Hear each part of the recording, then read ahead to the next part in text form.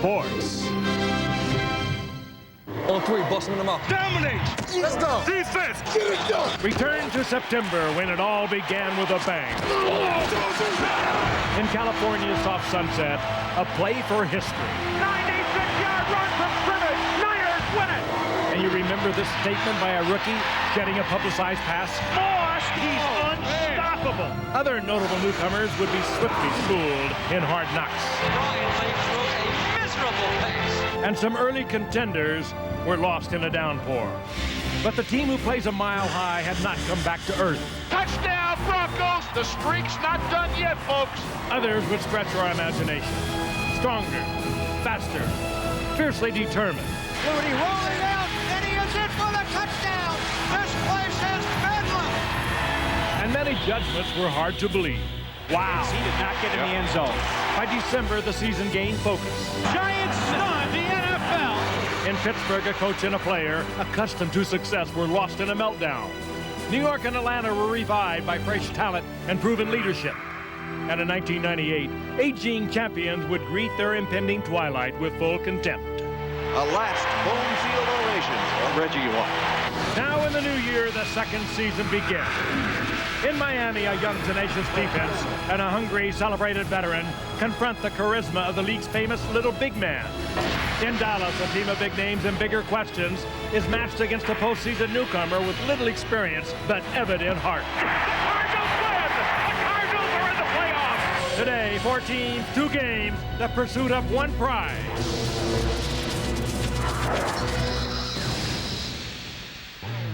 You're looking live at Pro Players Stadium, a renewal of a longtime AFC East rivalry between the Buffalo Bills and the Miami Dolphins. Then later today, the scene shifts to Texas Stadium for the NFC East rematch of playoff perennial Dallas Cowboys and the Cinderella Arizona Cardinals.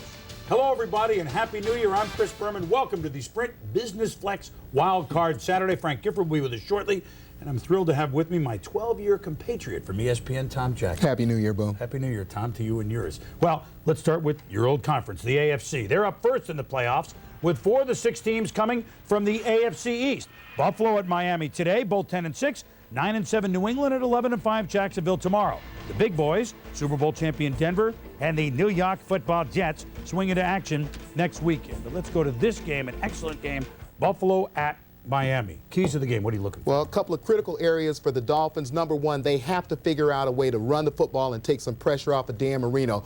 During the Jimmy Johnson years, they are 0-17 when they have not run the ball 25 times or more. And then on the defensive side of the ball, someone has to make up for the absence of Jason Taylor in the lineup. He was the guy who was going to be designated to run down Doug Flutie. He does everything he does on the move. Somebody has to step up. I'm looking at Buffalo running the ball, too. Nobody knows, yes, Tommy. They're the 3rd best team in football running the ball. In defense, they haven't given up 100 yards in the last 7 games. So running and play at line of scrimmage, what a surprise. Well, this is the rubber game between the Dolphins and the Bills. 13-7 Miami at home with 8 sacks of Rob Johnson back in September. 30-24 Buffalo at home. Doug Flutie led him back from a 24-14 fourth quarter deficit. The legend in the playoffs, 3-0 Buffalo over Miami in the 90s. But this is Jimmy Johnson's first crack at them as Dolphins coach. Oh, by the way, he beat him in 2 Super Bowls. Let's, as Eric Clapton would sing, mainline down to Florida. Join our legends, Al Michaels, Dan Dierdorf, Boomer Esiason. Al, Happy New Year. And to you too, Chris. You're talking about Jimmy Johnson. This is year 3 of the Jimmy Johnson reign. Remember, the last game Don Shula coached was a playoff loss at Buffalo. In Jimmy's first year, they were 8-8, didn't go to the playoffs. Last year, 9-7, and ingloriously dismissed in the wild card round by New England 17-3. This year, a mark of 10-6, but 2 weeks ago, the Dolphins played their best game of the season, that Monday nighter against Denver, beating the Broncos by 10. Followed it up last week by playing their worst game of the season, losing to the Atlanta Falcons in the Georgia Dome. Which Dolphin team shows up today? And Dan, very often that's determined by the play of number 13, Dan Marino. You're right, Al, and the running game just hasn't been there for Miami recently, mainly because of injuries on their offensive line.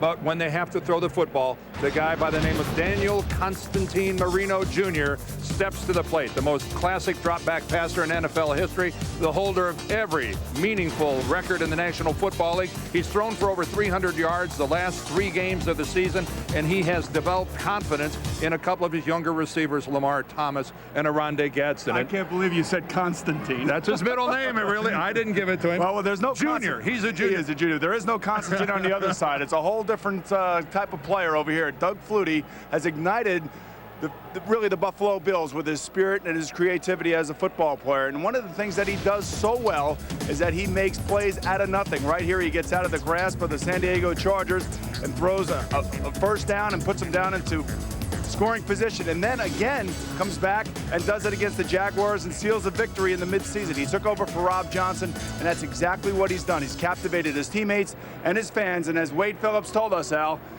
he is the best free agent signing out of CFL. No doubt about that. So it's going to be the Buffalo Bills and the Miami Dolphins coming up from Player Stadium. All right, Al, thank you. Back to you in Miami in just a few moments. Here's how the NFC playoff picture sets up. The 9-7 Cardiac Cards at 10-6 Dallas in our late game. And one of the best opening round games we've ever had tomorrow. 11-5 Green Bay at 12-4 San Francisco. Swami's calling for 71-70 in that game, by the way. The big boys, Minnesota and Atlanta, are waiting in the wings for home games next week. For a preview of today's game, here's our Solomon Wilcots in Dallas. Thanks, Chris. You know, historically, the Cowboys and Cardinals, they're really two teams on the opposite ends of the spectrum. The Cowboys have an NFL record, 32 wins in the postseason, while the Cardinals, well, they only have one postseason victory in their 78 years of existence. But Arizona, they have a wild card up their sleeve by the name of Jake Plummer, who comes armed with more than a slingshot. He has something to him to bring a team back and win in the fourth quarter. I think that's something that you either have or you don't have, and he's got it. I think that's a very dangerous quality in a quarterback. He's capable of making a big play at any time, and that's the more concern that we have. Yeah, I'd like to blitz him every down so we can keep him in the pocket and rattle him a little bit. I wouldn't advocate trying to blitz him and rattle him. I think this guy's seen everything. One person he may not see today is Deion Sanders, who will make a game-time decision as to whether he'll play on his severely sprained left toe. When they have him out there, they're very good because they can, that half of the field, they forget about it. You know, we faced him with him out the second half of our second game with him down in Arizona, and they're a different team, but they still got quality players. Now, in this morning's Dallas Morning News, Jerry Jones was quoted as saying that Deion Sanders will be activated for today's game. But Chris, Chan Gailey said that it is still a game-time decision as to whether or not Deion Sanders will play. All right, Solomon, we'll check back with you on that later. Tommy, Deion is a lot bigger key than anybody knows, not just at cornerback. Well, if Dallas gets him back, they've gotten back the best cornerback, the best return man in football, and a guy who can stretch the field for him on offense at the wide receiver spot. Let's remember this team lost 3 out of their last 5 games. They are an aging football team. They played last Sunday night. They're playing Saturday afternoon. It's a short week for them. It could be critical when you get to the third and fourth quarter. Do you want playoff experience? Dallas has won 7 playoff games at home in a row. Or do you want the exuberance of youth? And Arizona has Jake Plummer, who has it. So does Doug Flutie. And in a moment, Frank Gifford will have him. Coming up on Sprint Business Flex Wildcard Saturday, Doug Flutie, the short quarterback with a very tall game. I don't know what it's like to play the game at 6'2", 6'3". So this is the same game I've been playing all my life.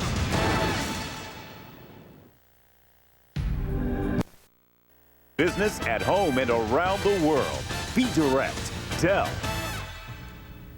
Welcome back to Wildcard Saturday. With me, as always, is Frank Gifford, and Happy New Year, first of all. Happy New Year to you, Chris, and it's been great being with you, I must say. It's been fun. I want to say something that I said in week 1, but I know a lot more now. It's been a treat and privilege to work with you all year long. It's been a gas. Hey, I know as a Hall of Famer, you have a soft spot in your heart for anyone who is a winner, and I think Buffalo has one.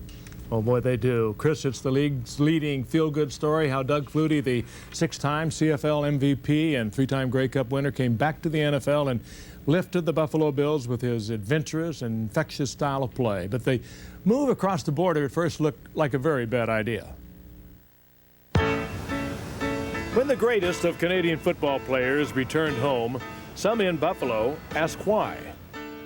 At first, I thought it was a circus sideshow, bringing in this little Heisman Trophy winner, and through the preseason, he'd have passes knocked down. Whoa. He'd run but get caught. We're running stuff I've never run before. Yeah. And then when the regular season began, he'd be on the sidelines holding a clipboard with a baseball cap on, watching Rob Johnson play.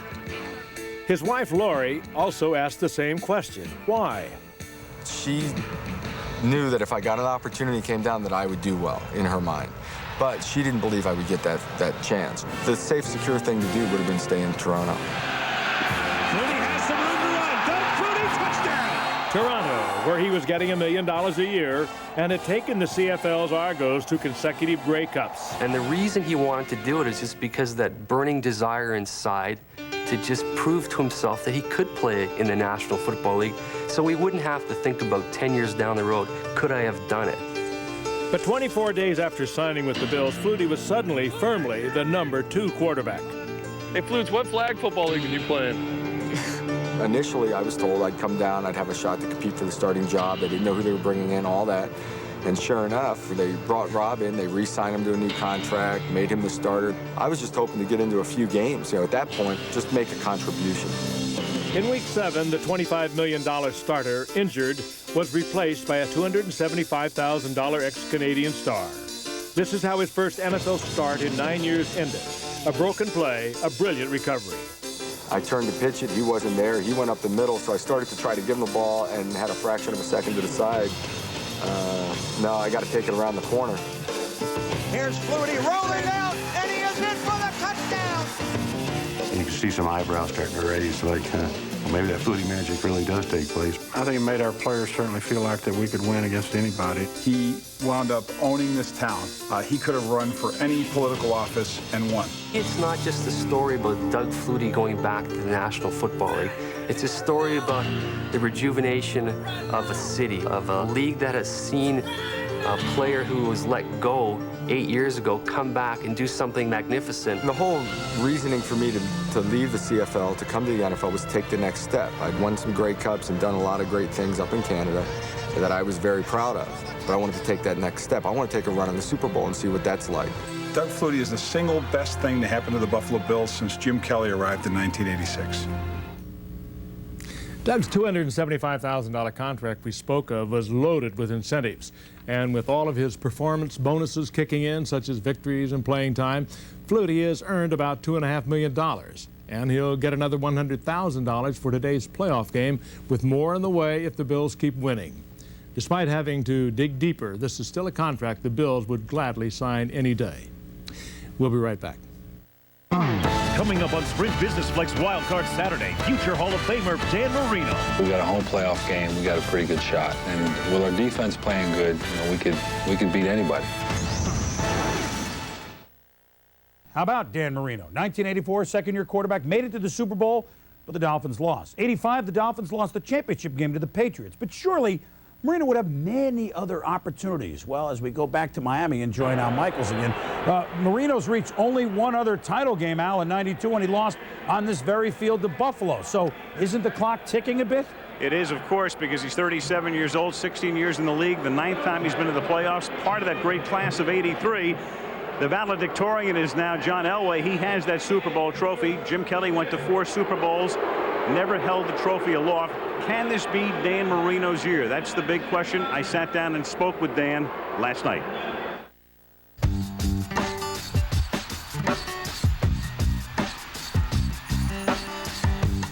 How has this season been for you on a personal level?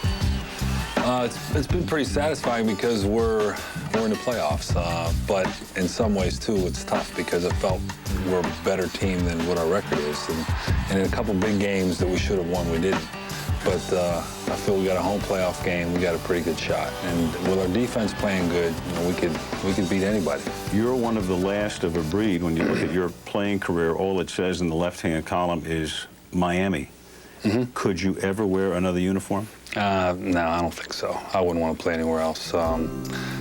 I think that you kind of build a relationship with the fans and the people in the city, and it's something that I don't want to change that.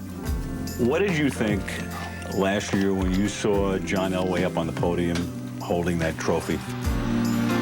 It's one of those things, you get goosebumps and you're ready to cry because you want to know what that feeling's like. And to be honest with you, that's the way I felt. And then, after a while, I was like, well, I was a little jealous too, because I would like to be in that situation. But I was real happy for him. Dan, you could go down in history as the greatest quarterback never to have won a Super Bowl. Do you have to consciously tell yourself, that's okay, I've had enough on my plate? I don't know if you have to, I guess you do a little bit because, any quarterback wants that, that feeling to win this championship. But I wouldn't trade a 16-year career and all the things I've accomplished and the things that have happened to my family and friends I've made to play in one Super Bowl and win it and only play 3 or 4 years in the league. I mean, I would not trade that. But on the other hand, I really want to know what that feels like, and I think in time I will. Well, you heard Dan Marino say he couldn't wear another uniform. I said, what would happen if he felt you could continue to play? But the Dolphins said, not as the starter. He said, then I'd quit. But to me, Chris, he looks like a guy who can play 3 or 4 more years. He's in great shape. See, that's the way he feels, Al, and we'll see how he looks in a little while. We look forward to the ball game. Tommy, Dan gets Richmond Webb, Kevin Donnelly back on the offensive line, but he'll need them against old friend Bruce Smith. Well, this is the 20th time that Richmond Webb and Bruce Smith will have locked horns, and the key here is that Richmond Webb coming back off the injury, he's not going to be 100%. Bruce Smith, incredibly, seems to have played better as the season has gone on, had a great game last week. They, again, have to run the football to take the pressure off the backside. Well, Dan Marino in his 15th playoff game. He is 6-8, by the way, as a starter. Against Doug Flutie. Playoff neophyte? I don't think so. His 16th playoff game, including 10-4 in Canada. This should be fun. We'll be back in a moment. Sprint Business Flex Wild Card Saturday on ABC Sports. Brought to you by Sprint Business Flex, the only communications plan that adapts to your changing small business needs. And the new Dodge. It's about change.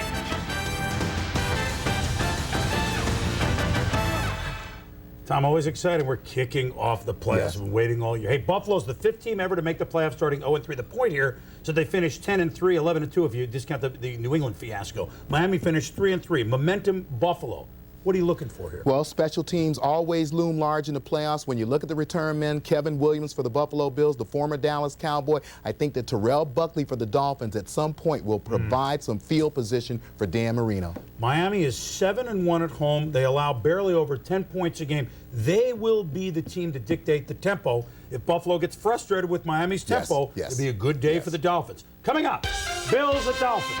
Doug Flutie add to his legend, or will Dan Marino follow his friend John Elway's path last year from the home wild card team into the Super Bowl? We'll see you at halftime. Enjoy, everyone. Are you ready for some football? The team is the Miami Dolphins, but for the past 16 years, the man in Miami has been Dan Marino. He has set NFL records in nearly every career passing category, but a Super Bowl victory has eluded him. In his second professional season, he took the Dolphins to the Super Bowl, but hasn't been back since, and his ultimate goal still remains a dream. The unlikely hero in Buffalo this year has been quarterback Doug Flutie. It was Flutie who threw the winning pass on the most famous Hail Mary play in college football history, and who has won the Canadian League's title game 3 times. Now he's back in a National Football League playoff game for the first time in 12 years. It's the wild card playoffs, and although Doug Flutie has come down a far different path than has Dan Marino, they lead their teams against one another in today's first step on the road to the Super Bowl. It's the Miami Dolphins and the Buffalo Bills in an AFC wild card playoff.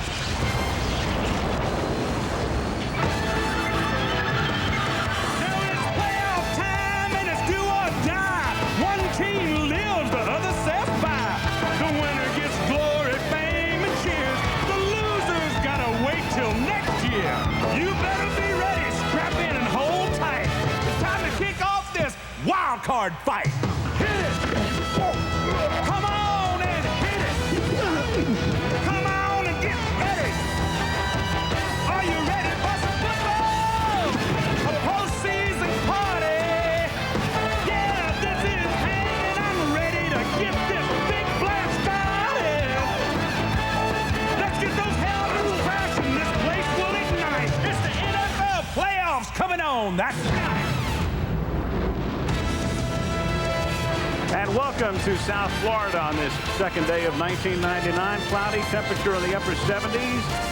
Pro Player Stadium sold out for today's wild card playoff game between Miami and Buffalo. Al Michaels with Dan Dierdorf and Boomer Esiason. When the season began, the Buffalo Bills with new head coach Wade Phillips started 0-3, but then a resounding win against San Francisco got them rolling. A couple of weeks later, the magic of Doug Flutie took over, and all of a sudden a rebuilding year becomes a playoff year. They come in as the number 5 seed in the AFC.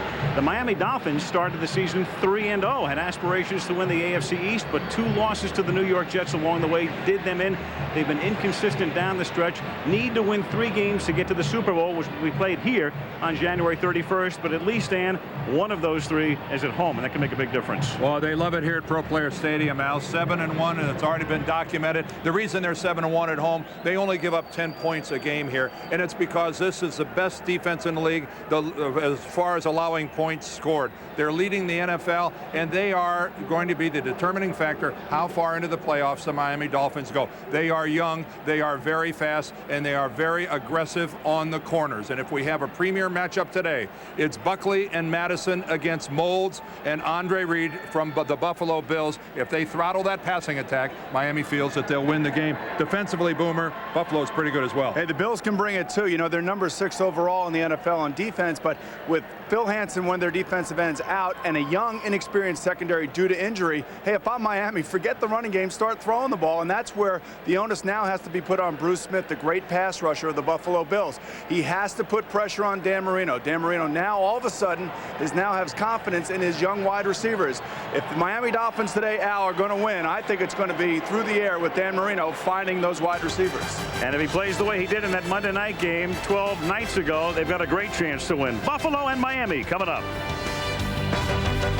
Sports welcomes you to the following presentation of the National Football League.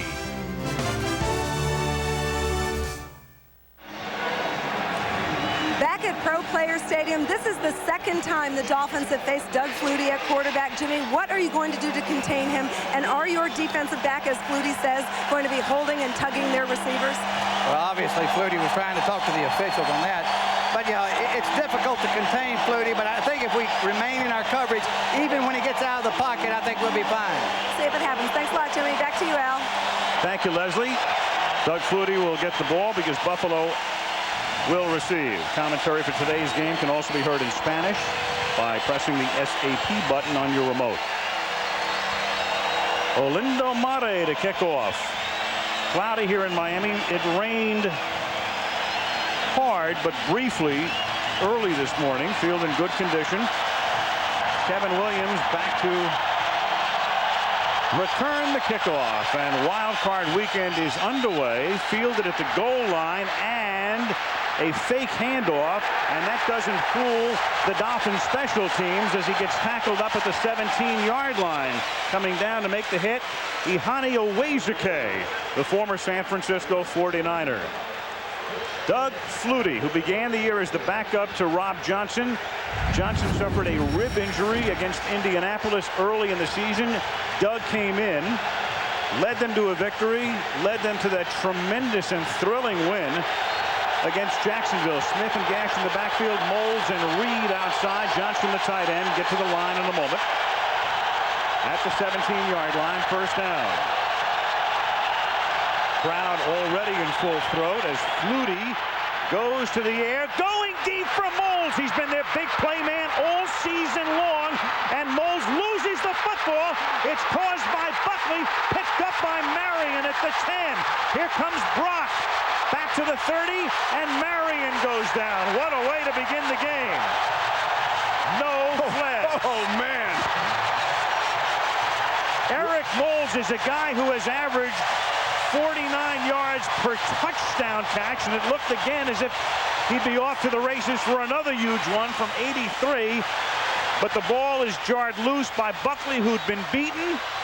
And now Miami gets the ball. Dan, you said it. This is the matchup to look at right here. Moulds gets on top of Buckley and really does a nice job of pushing away and getting the ball. But Buckley, to his credit, stays with the play and actually hits the ball out from underneath. That's going to be some battle as the day wears on. Well, Terrell Buckley may have got out of it, Boomer, by causing the turnover. But when he's over on the sideline, he knows he was beaten. Whether it alters the way he plays or not, we'll find out. Now Marino hands off on first down to Abdul-Jabbar for a 12-yard pickup. And that's an auspicious beginning. Abdul-Jabbar has suffered 2 concussions in the last 3 weeks, and they held him out of last weekend's game in Atlanta. Dan Marino, not a bad season, all things considered. He's had better, but 23 touchdowns, 15 picks. Abdul-Jabbar and Pritchett in the backfield. Thomas and McDuffie outside. Drayton, the tight end. Richmond Webb has been out a lot the second half of the year, but in today with Smith, Ruddy, and Donnelly having a great year, and James Brown.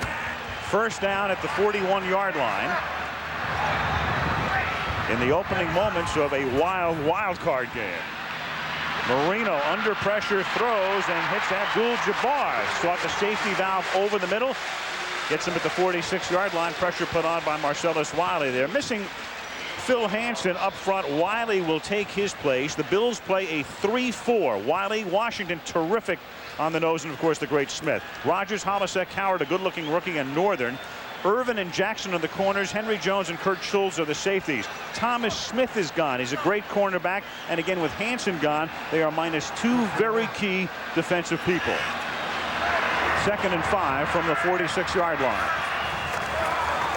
Abdul-Jabbar. And a good beginning to the running game. Stanley Pritchett takes the carry that time. Pritchett out of the backfield across the 50 to the 49, and that's enough for a first down. And there is Phil Hansen, the defensive end. They hope to have him back if they continue in the playoffs at some point. Yeah, Phil's got a bad knee and not able to go today. He's got some limited movement coming back. And again, if they advance into the playoffs, hopeful for next week. And Phil's the type of player that is just relentless, 100%, never takes a play off. And Marcellus Wiley is going to have a difficult game filling in for Phil Hansen. And only 5 defensive linemen suited up for Buffalo today. Kareem Abdul-Jabbar played his college football at UCLA under the name of Sharman Shaw. You say tackled 5. by Sam Rogers. I'm sorry, you say 5, but you take a look at Ted Washington in the middle. He's worth a good 2 at least, isn't he? Well, when you look at the size of Ted Washington, listed at 325, he blew by that in the 6th grade. Absolutely. Look at him. Boy, is he's a house in the middle. It could not be hot enough and it could not be humid enough today to suit Jimmy Johnson. He would like the big guy in the middle to get worn down as this game progresses. But right now it is not that warm. No. Abdul-Jabbar is split this time, wide right. Marino out of the shotgun throws, and it is caught by Drayton, who had to reach behind him. The tight end makes the catch at the 41. It'll be 3rd and 5, tackled by Hollisek and Rogers. We talked a little bit about the inexperience of the secondary of the Buffalo Bills. One way to exploit that is to spread out like this and have no backs in the backfield and just take your pick where you want to throw the football. And Drayton does a nice job of concentrating and making the play. Jimmy told us yesterday that we should look for Drayton to have a big part in the Dolphins passing game today. He thinks that he'll be open. Drayton this season caught 30 balls. Parmalee in the backfield along with Marino. And Dan throws. It's caught at the 39, and McDuffie reaches for the first down. And the man who led the league in receptions with 90 gets it. Tackled by Henry Jones. And he gets it because of that effort. O.J. stretching out before he went down, placed the football across the line as we look at Ted Cottrell, the defensive coordinator for Buffalo. But keep in mind that their head coach was a longtime defensive coordinator. Look at this effort, though, at the end of this thing, Boomer, by McDuffie. Really has a sense of awareness, instincts as to where the first down marker is, and makes a great play just stretching the ball out there and getting that first down. Marino 3 for his first 3 for 15. First down, Miami at the Buffalo 38. Marino, great protection, throws high and incomplete, intended for McDuffie, who had 30 receptions the first half of the season and then 60 over the second half. We'll end up with 90, which led the National Football League in a strange year where we had no triple-digit receiver this year. O.J. McDuffie with 90 ends up being the hardest working man in showbiz. And how about the passing game for the Dolphins early on was basically anemic, and now it's ranked 10th in the league. And I think that has a lot to do with Dan Marino getting confidence in his young receivers and throwing balls now that he wouldn't do earlier in the year. On 2nd and 10, that's Nate Jacquet coming in motion. Abdul-Jabbar gets rolled down as he crosses the 35-yard line. Hollisek is the first guy to hit him there. It'll be 3rd down and 7. Nate Jacquet, a guy that finally feels, I guess, he's going to stay for a while. He was wearing number 19. And that's not a good sign. No, it's not a good sign when you're wearing number 19, and then they gave him a grown-up number. Now he's wearing number 88. That's exactly right. He's one of the big guys now. Get his own locker and everything. Ball just inside the 34-yard line. You see all the pointing going on there. Really, all the quarterback is doing is setting the offensive pass protection against the defense of the Buffalo Bills, and who's blocking who. Four-man rush, pass is caught, but then Drayton, with a great second effort, was down, gets up, and then is able to pick up the first down, it appears, from here before he's tackled. Going to be close. Drayton going to the ground to come up with it, then getting up. Mike Carey is the referee, and he says, move those chains. Well, twice now this drive, Dolphins have ended up moving the chains because of second effort. First McDuffie, and this time Drayton. You had to wonder coming into this game what was going to be the mindset of the Miami Dolphin players after getting hammered last week. Let's look where Drayton's knee goes down here the second time. I think that's a very fortunate spot for the Miami Dolphins. It looked like his knee came down behind the marker. This is the 10th play of the drive. Abdul-Jabbar goes nowhere. Tackled at the 34-yard line by John Polisek, who's already been in on 4 plays. They got hammered by the Atlanta Falcons last week, and Jimmy Johnson said there were a lot of extenuating circumstances leading up to that. First and foremost, his mother passed away last week. He missed a practice. He had his team practicing in sweats, which is never a good thing, but coaches always want an excuse, right? For his team, and he took the onus on himself last week. I think one of the excuses is that Atlanta's a better football team than Miami. No, but he's not going to tell you that, and he certainly won't tell his team. Second and 10 with 3 receivers split to the left, and the pass is thrown underneath to McDuffie, who's covered by Jones, and it'll be 3rd down and 10. But they've seemed to come out today at least with a little more excitement and a little bit more inspiration as opposed to last week. Well, I should hope so. This is playoff football. Right, and you could see it in the way that they're making plays right here, even with a balloon. A balloon on the field. If it's not tough enough for Henry Jones, he's having to fight through a balloon to get in on the play. Clearly left over from a New Year's Eve bash. 3rd down and 10 from the 28. Did you bring it with you? No, I don't think so. Not today. Maybe a deflated one. On 3rd and 10, it is caught at the 20-yard line by Drayton, and that's close to a first down. See the official coming in right there at the 18-yard line, moves it back a few inches, and that's going to make it a very close measurement.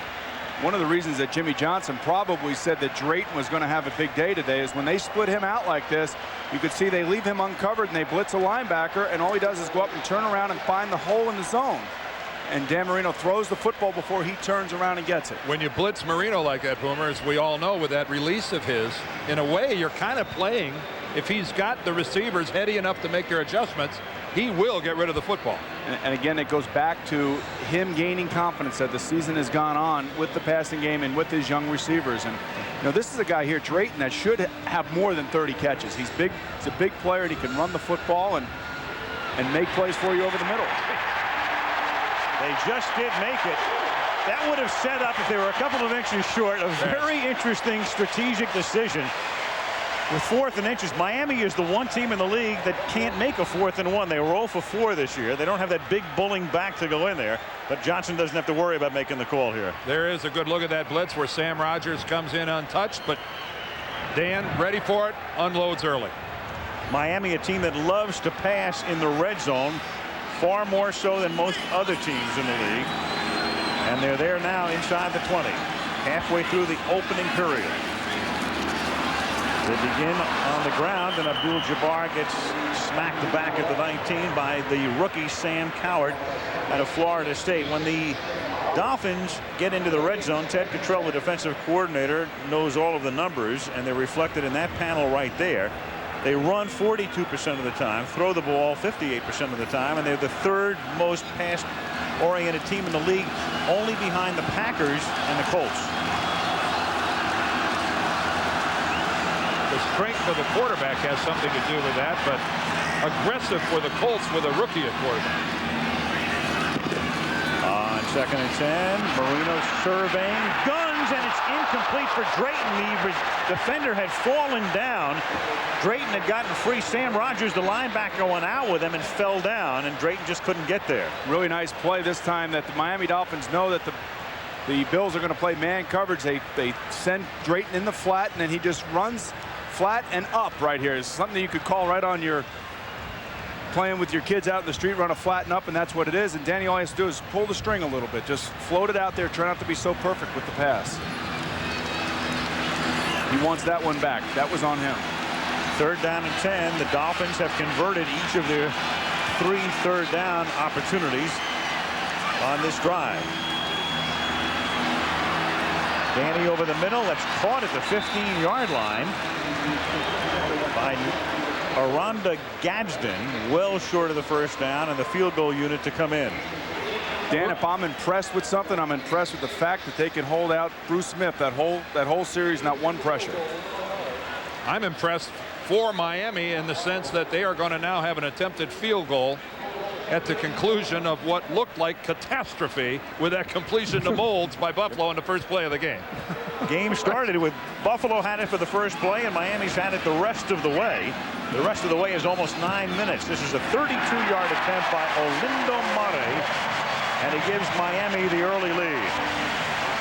So a long drive. They come up with 3. 6:07 left, opening period in Miami. Dolphins 3, Bills nothing.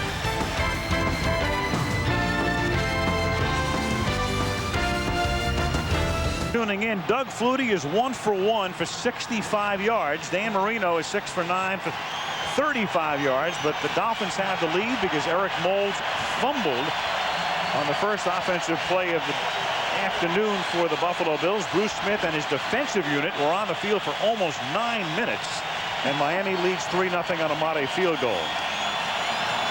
Mare to kick off, and the ball fell off the tee as he approached it. Little Charlie Brown action there. And if you joined us late, the opening play for Buffalo was this. Moulds beats Buckley, but Buckley is able to track him down, dislodge the football, and then Brock Marion picked it up, and that led to the Miami field goal. What was really surprising to me was that Buckley caught Moulds. Right. Moulds has blazing speed. Buckley is not known as one of those, Dion type corners that has remarkable speed. Well, he thought he was Dion coming out of college, didn't he? Yes, he did. But, it's one of those plays where you're a coach going, oh, I can't believe he got, oh, yeah, wait, great play. And it just shows you that you never give up on a play. Well, it also shows that one of the great motivators is trying to make up for a mistake. Right, exactly. And then, maybe has Jimmy Johnson on the sideline have something to do with that? Yeah, well, Buckley may never have run that fast in his life. Wade Phillips spent 2 years as the head coach of the Denver Broncos. Ball blew off again. It's not that windy, but there's enough of a breeze here. I think the thing that we do know is that they're going to line up and still play that defense. They're not changing. They're not going to back off. They don't know any other way. They don't. And it's a simple defense, and it's an in-your-face defense, and everybody thinks that it's a lot of man coverage. Well, it's a matchup zone, meaning that if your players or players come into your zone, you're jumping them. And you're not going to sit there passively. You're going to try to make something happen as a defensive player. Flutie at the ready. This time, Renee Stewart will hold it for Mare.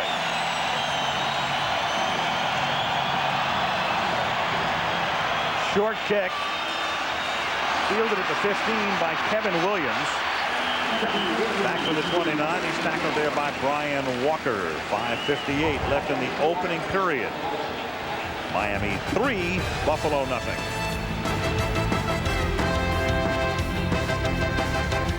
Football on ABC today. Tonight, 8 o'clock Eastern time from just down the road at the Orange Bowl. Florida takes on Syracuse. The FedEx Orange Bowl coming your way from Miami tonight right here on ABC.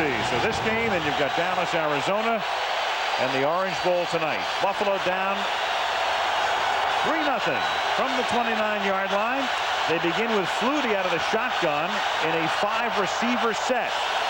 From the vacant backfield, Doug throws, and the pass is a little bit low, but it is caught there by Andre Reed in his 14th season at a touchdown, still playing brilliantly.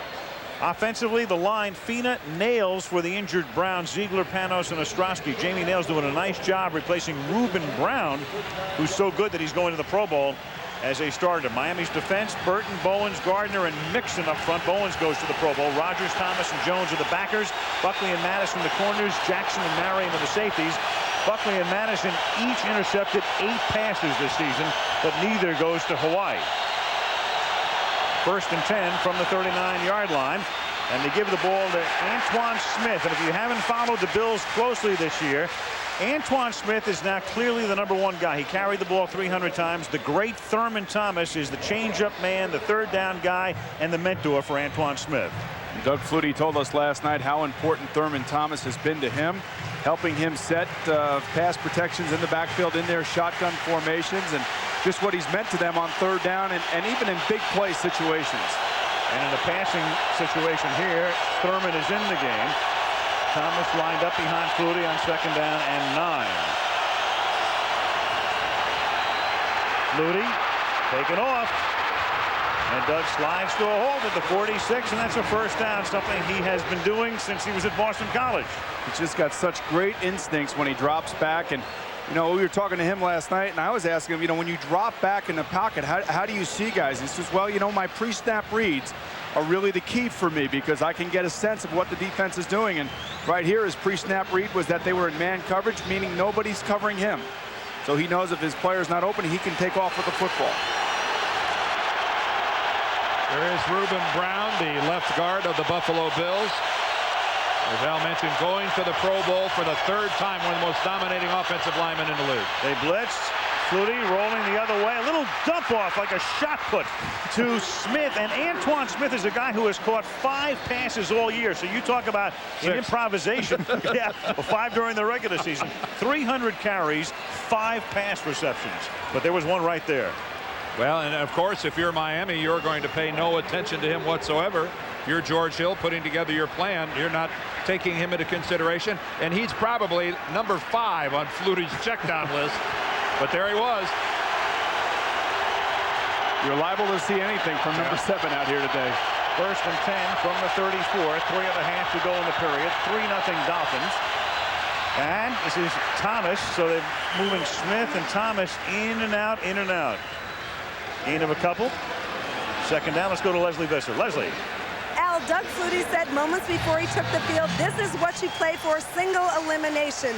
He said that ironically he could have been a Bill back in 1985. Buffalo had the 1st pick of the draft. They told him they weren't going to take him. He went to the USFL, but they did pretty well. They took Bruce Smith. Al. I wish they would have taken Doug Flutie. There is Bruce Smith. Doug played with the New Jersey Generals and played with the Chicago Bears, you recall. In fact, started a playoff game 12 years ago, 1986 against Washington. Smith swings to the outside. Behind Gash, and our first flag of the game comes in. Zach Thomas with the tackle, and Mike Carey will tell us about the call. I think Boomer was speaking for every quarterback in football, that he wishes they would have taken Flutie and Bruce Smith would have gone to Canada and never come back. Right? Exactly right. Boy. Instead, Bruce Smith is going to the Hall of Fame because of punishing guys like you. I appreciate it. Thank you very much. Offense, number 84, 10 yards. It's still 2nd down. Lonnie Johnson. And the interesting thing, I was reading the paper here locally today, and they were talking about Bruce Smith and his sacks against Dan Marino, and he says, look, you know, I've taken it easy on Dan Marino. I don't give him that little extra oomph. I don't know what I did to make this guy angry because I got a lot of oomph from him. Too much oomph. He oomphed you right out of a couple games, didn't he? Sure did. 3-0 in regular season starts against Marino is Flutie, and it's the only guy that Dan has faced that often whom he has not defeated. After the penalty now, 2nd and 20 from the 44. And Flutie for Moulds, but too far. Moulds that time covered by Sam Madison, 3rd and 20. This wild card playoff game is being brought to you by Ford Taurus. Ford, built to last. Budweiser now is the perfect time to enjoy a fresh, cold, Beechwood-aged Budweiser. Morgan Stanley, Dean Witter. We measure success one investor at a time. And a Nike and the Nike Alpha Project. There's our crew on the beach.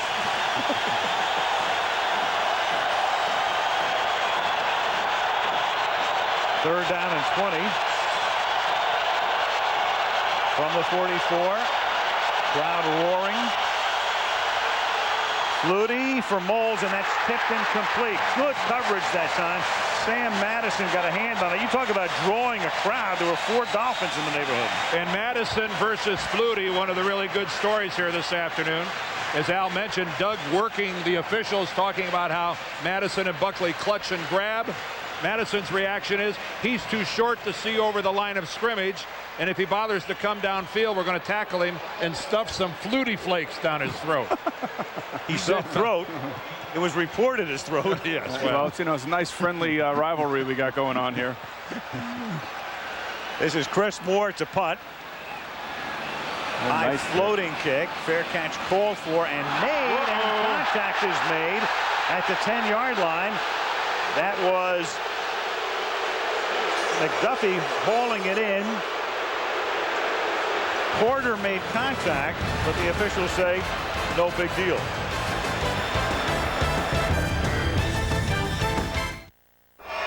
Porter, the former catcher for the Royals and the Cardinals, as he gets knocked into McDuffie there by Patrick Surtain.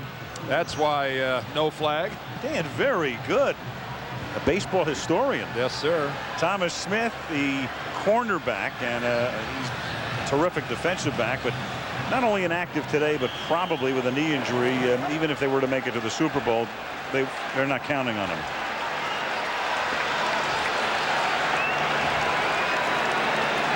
Flutie and Joe Pendry going over some pictures on the sideline as Marino takes over at the 11-yard line on first down.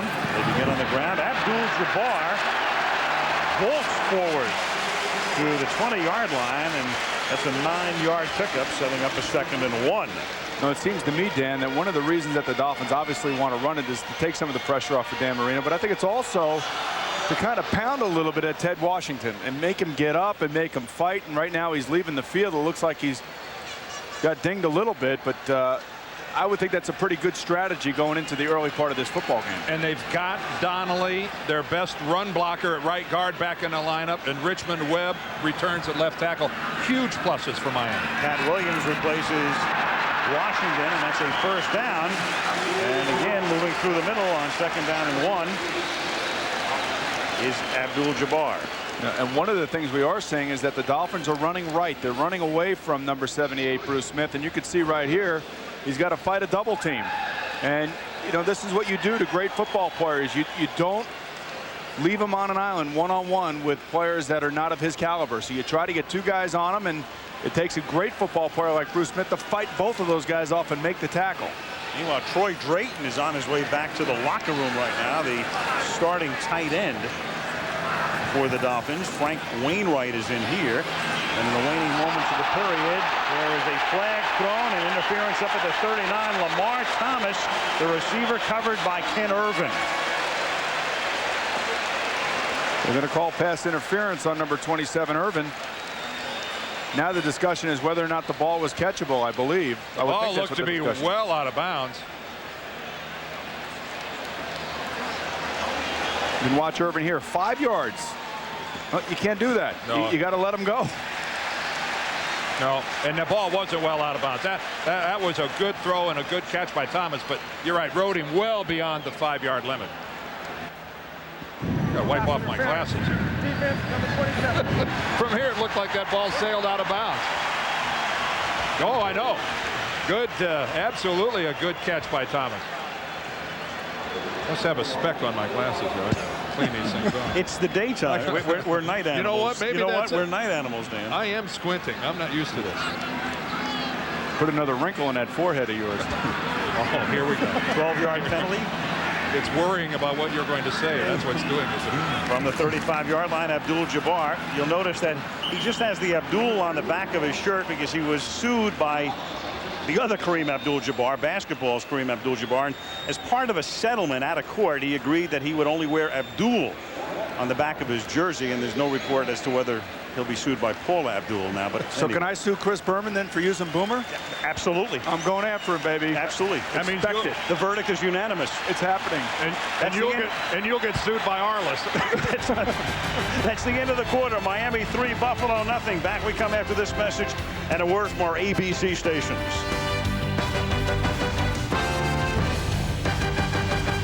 Quarter begins. Al Michaels with Dan Deerdorf, Boomer Esiason, Leslie Visser. 3-0 Dolphins, and Ted Washington is back in the game. The nose tackle, number 92, right over the center now, as Miami and Marino have a 2nd down and 9 from the 36-yard line. Troy Drayton, the tight end, ankle sprain, back in the locker room for the moment. Swing pass caught by Abdul-Jabbar, and he's taken down at the 35-yard line by Gabe Northern. First quarter numbers. The big story, of course, would be the turnover on the opening play when Molds fumbled, and then Miami was able to take it down and get 3. Jimmy Johnson knows all about turnovers in the playoffs. Very simple right there in postseason games, and most of those, of course, as the coach of the Cowboys. 7-0 with fewer turnovers. 0-2 if you're on the minus side. A great equalizer, and the Bills were +11, 3rd in the NFL in turnover ratio this year, so uncharacteristic by Eric Moles and the Buffalo Bill offense.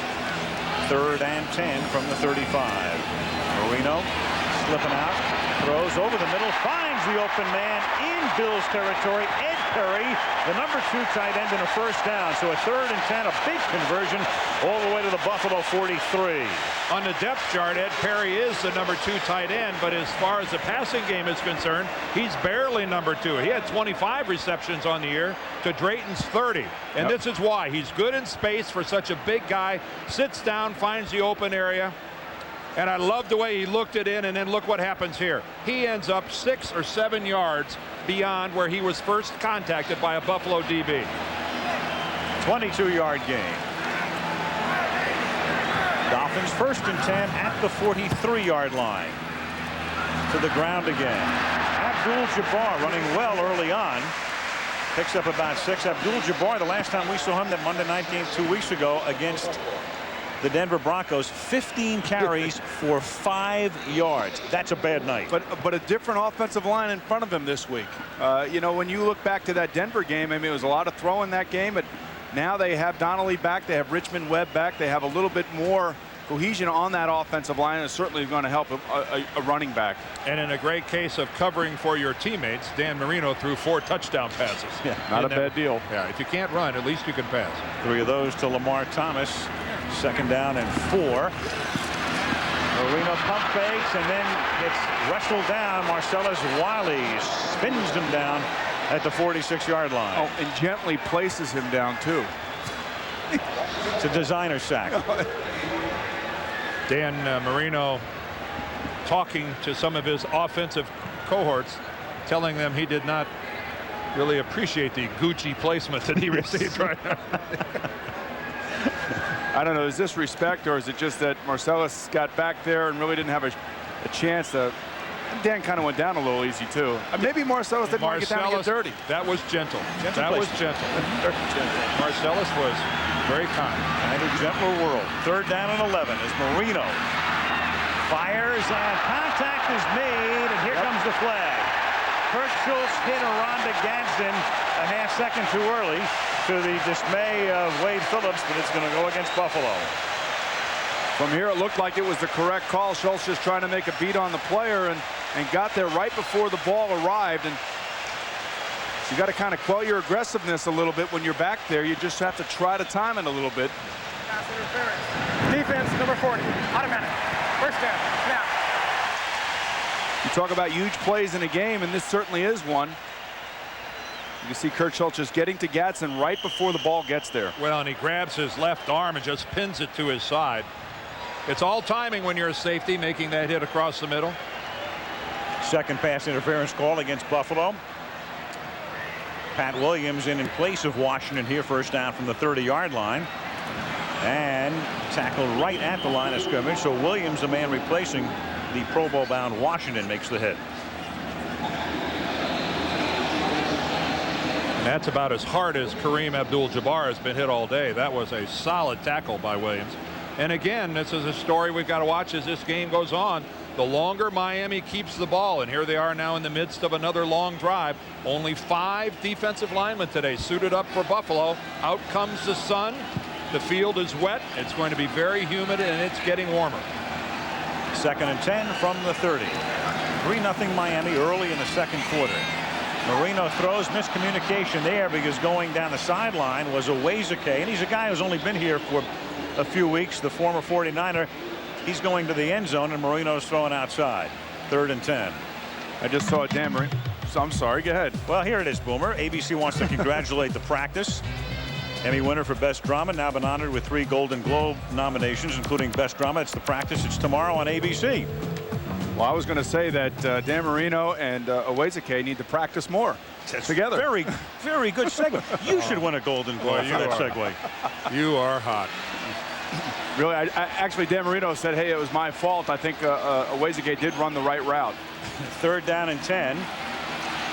And that is caught over the middle and rolled down is Ed Perry. He lost the ball, but after the play had been whistled dead. So it's still Miami's ball at the 23, and Mate's going to come in to attempt about a 40-yard field goal. Wade arguing for the fumble, but Perry just got leveled. Let's see if Wade has a legitimate argument. Let's check out the knees of Ed Perry. It's hard to see. His back was to us before the ball came out. He got spun around and took a real shot. Dan Brandenburg, number 96, just laid into him. 40-yard attempt for Orlando Mate, who's made a 31-yarder. And this kick is good. Orlando Mate has accounted for all of the scoring in the game with 10:36 left in the first half. 6-0 Miami.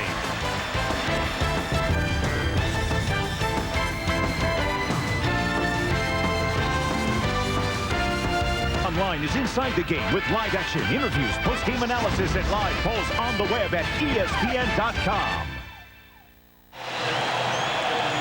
Bruce Smith taking a blow on the bench. The Buffalo defense has been out there a lot early in this game. And Mate, as he attempted it, I don't know if he attempted that on purpose or not, but the Bills come up with the ball. It's Dan Brandenburg.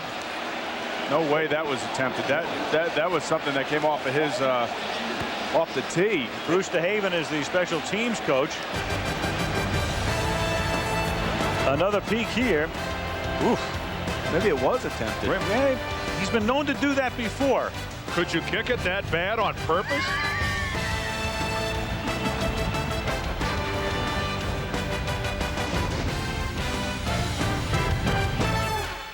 Exactly certain here. It looked as if it was an accident, but we'll explain in a second. Take another look at this onside kick.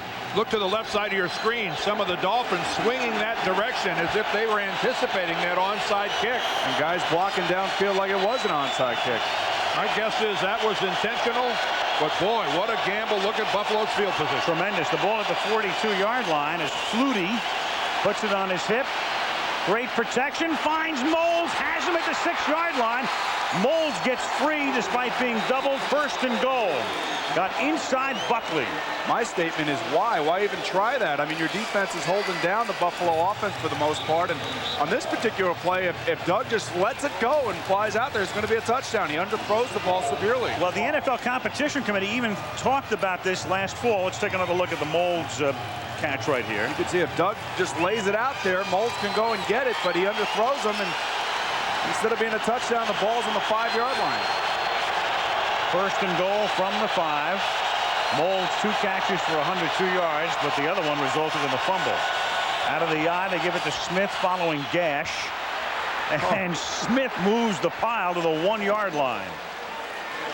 On that Mate kick, Tony Franklin came up with it earlier years ago, where he would hit the top of the ball, drive it into the ground. And in fact, the competition committee looked at it because, along with special teams coach Mike Westhoff, the Dolphins were able to obviously confuse the opposition. It's just an enormous gamble on the part of the Miami Dolphins at home with a 6-point lead, and you're keeping the football away from the other team. That's a big risk. Meanwhile, here's Thurman Thomas trying to get in on 2nd and goal, and does. Thurman Thomas into the end zone for the touchdown. Well, so much for that lead. Yeah, I still go back and say, you know, what are they thinking about? I understand that you're trying to create something, but there's really no reason for you to create something, and you certainly don't want to give good field position to a team that you've held down most of the afternoon. Straight ahead, right behind Sam Gash, Pro Bowl fullback for the Buffalo Bills, and just a real nose for the end zone does Thurman Thomas have. I just don't think that the reward justifies the risk. Exactly. Bad risk-reward ratio, and it's going to cost them the lead here, pending the extra point, which is good by Christie. Thurman Thomas has now scored a touchdown in each of his last 9 postseason games. That's an all-time NFL record. 8:54 to the half. Bills by 1.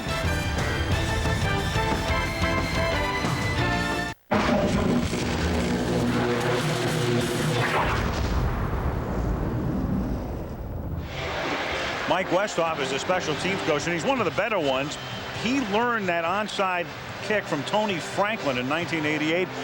Had looked for a kicker, and Mate is the guy who can pull it off.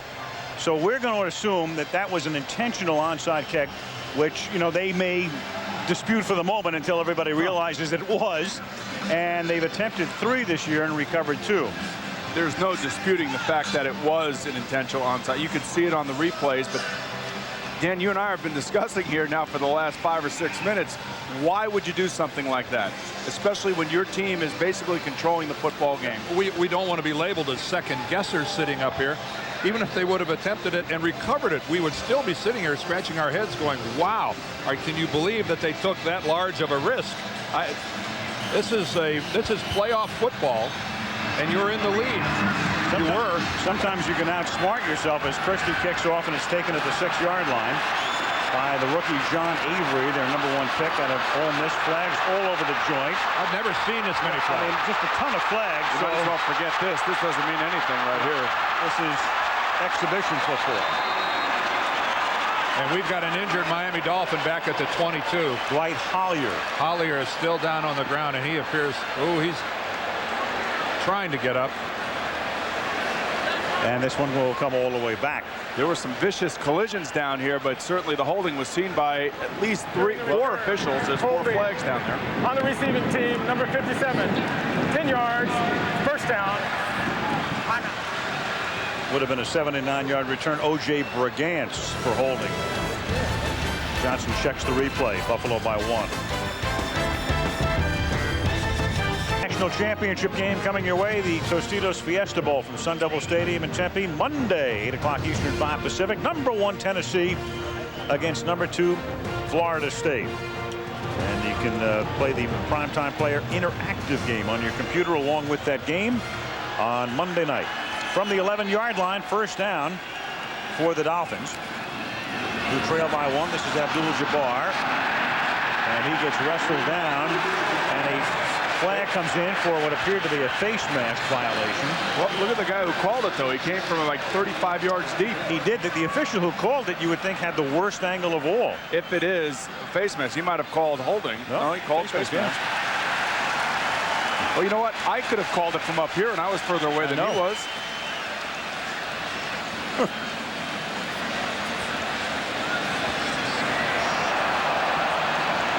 Face mask on the defense. 5 yards only. First down.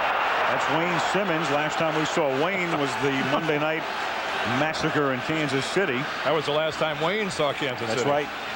Released the following week by Marty Schottenheimer and has found a home here in Buffalo. That was the Denver-Kansas City game that ended in such ingloriousness for the Chiefs that night. Derek Thomas wound up with a suspension, and Simmons was waived. Drayton is back in the game. They went back to check his ankle. Interesting that Simmons gets waived, and Derek Thomas is the guy that had the 3 personal fouls on the one drive. Right.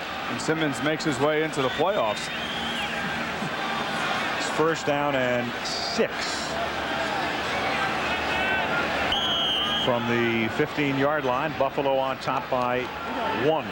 We have not been short of controversial plays here. Yeah. In just about a quarter and a half of football. And strategy coming into play on 1st and 6. This is Abdul-Jabbar. One of the things we started to say before is you can from time to time almost outsmart yourself, because maybe Jimmy Johnson is thinking, okay, I lead 6-0. And he's thinking, if I can recover that kick, I've kept their defensive unit out on the field so long, and now they have to come out again. that I'll really have the upper hand. Maybe that's in his thinking. Well, I don't know what's in his thinking, but you know, it's a gutsy call to do it. But when you're ahead 6-0 and your defense is playing well, why? And why give momentum to the other team? I don't understand it. I just don't think you could lose sight of the big picture. 1st and 10 from the 23-yard line. And that's caught up at the 34 by Lamar Thomas. And the big picture, in my mind, for the Miami Dolphins is the strength of my football team is my defensive unit. And if that's the case, and Jimmy's always been a proponent of playing it close to the vest, you know, hammering away with the football, don't ever compromise your defensive football team, and that was a huge compromise. Sure. Well, he was going for the juggler earlier. I mean, early in the game, much earlier than you would suspect. And again, it gets down to the point. Maybe you outsmart yourself. Maybe you go, well, you know, it's the last thing in the world they're thinking about. So 1st and 10 from the 34-yard line. And this time it's Pritchett. And he gets taken down. Sam Rogers with an ankle tackle, gain of 1. You know, the other thing to look at, too, is their offense is moving the ball pretty good. They're running it okay. They're throwing it all right. Even though they only have 6 points, they basically have controlled the game from an offensive standpoint. We haven't seen much of Flutie. I mean, Flutie's only thrown 6 passes to this point, but for 124 yards. And the Dolphins have had the ball almost 17 minutes to 6 for the Bills. And have run almost 3 times as many plays as has Buffalo. 2nd down and 9 from the 34. Marino out of a shotgun. 3-man rush. Dan over the middle, nearly has it picked off. Threw into a passel of Bills, and John Holosek had it deflect off his fingertips. Well, actually, the ball, I think, was deflected before it got to Holosek. Looked like somebody up towards the line of scrimmage might have gotten a hand on that football. What the Bills have decided to do, though, when Miami empties the backfield like this, they're just dropping 8 and rushing 3 and hoping that the 3 rushers can get to Dan Marino. And you can see Bruce Smith getting run around the top. He's got 2 guys blocking him. Sam Cowart. Right. It's a tough situation to throw the ball in down there because I mean, there's too many guys underneath. 3rd and 9 from the 35-yard line. Marino underneath, caught, and trying to get the first down is Gadsden. He's close to it. Gadsden. Did you see Henry Jones bounce off of Gadsden? Now that's when it pays to be a 220-pound receiver, and we're seeing more and more of these kind of guys in the NFL now. Henry Jones, though, a hard-hitting, strong safety. Watch him boing off of this guy. When the receivers for the Miami Dolphins earlier in the year were taking a lot of heat, saying that they couldn't get open, they couldn't make plays down the field, but the last 4 or 5 weeks, this is exactly what they've been doing. Naronde Gadsden had a big game against Atlanta last week, lost the starting job to Lamar Thomas, and all of a sudden he's got a pretty good receiving corps going for him. So 4th down and 1, and they send in Klaus Wilmsmeyer. The punt, fair catch is called for, made at the 23 by Kevin Williams.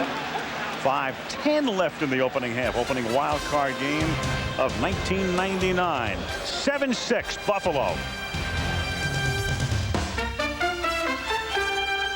Our doubleheader from Texas Stadium coming up after this one. The Arizona Cardinals against the Dallas Cowboys. Jake Plummer and the Cards getting into the playoffs last week on that Chris Jackie kick at the end of the game against the Eastern Division champions of the NFC, the Cowboys, coming up after this. Now Flutie from the 23, a little dump off to Sam Gash, and Gash gets upended at the 33-yard line. That's close to a first down. When you play a team that plays some man coverage in the secondary like the Miami Dolphins do, play action in the backfield can confuse linebackers. They don't know whether to stay at home or run with their responsibilities, and Gash sneaks out and Flutie finds them, and these are the things that a good running game can do for you, and certainly Buffalo has one of those. George Hill, the defensive coordinator of the Miami Dolphins, on 2nd down and a short one from the 33-yard line out of the eye. And it is Antoine Smith picking up the first down. Antoine Smith didn't go to college for a couple of years when he graduated from high school. As you look at Joe Pendry, and Pendry's had Smith as his ace back this year. Antoine, 2 years helping his grandparents who'd raised him stay afloat and his grandmother died. He promised her he'd get a college education, enrolled in a JC, wound up going to Houston, and at the age of 25 was their #1 draft choice 2 years ago. This is the interesting formation by the Buffalo Bills. Put your receivers inside and your other guys, your running backs and tight ends outside. Flutie on first down, and that pass is incomplete, intended for Kevin Williams. 2nd and 10. This wild card playoff game from Miami is being brought to you by Bud Light. For the great taste that won't fill you up and never lets you down, make it a Bud Light. First Union, your guide to the financial world, and Visa, the preferred card of the NFL. It's everywhere you want to be. The Gulls flying into the wind, and the wind is certainly here. There's George Hill. By the way, a lot of people thinking that it's automatic that Dave Wannstedt, now that he's not in Chicago any longer, would rejoin Jimmy. Jimmy wanted us to know that George Hill will be the defensive coordinator here next year.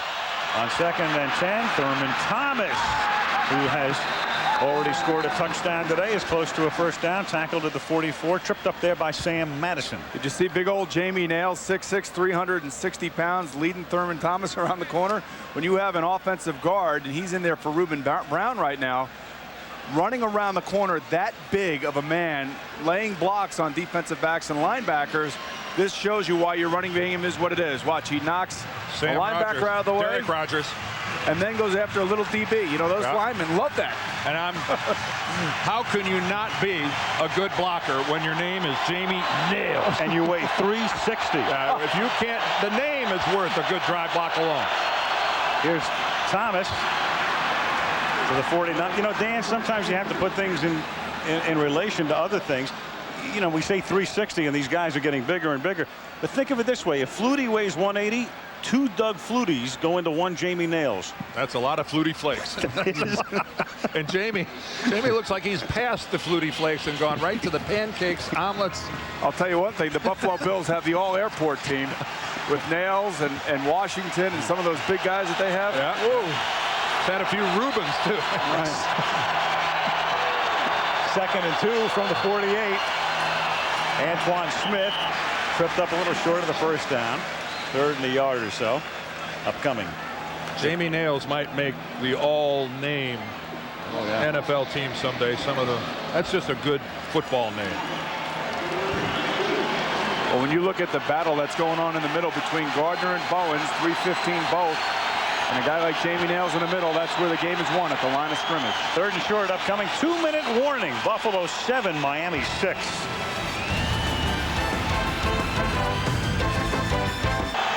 2 minutes remaining in the first half. It's 3rd down and a long one. Carl Mock, line coach, looking on.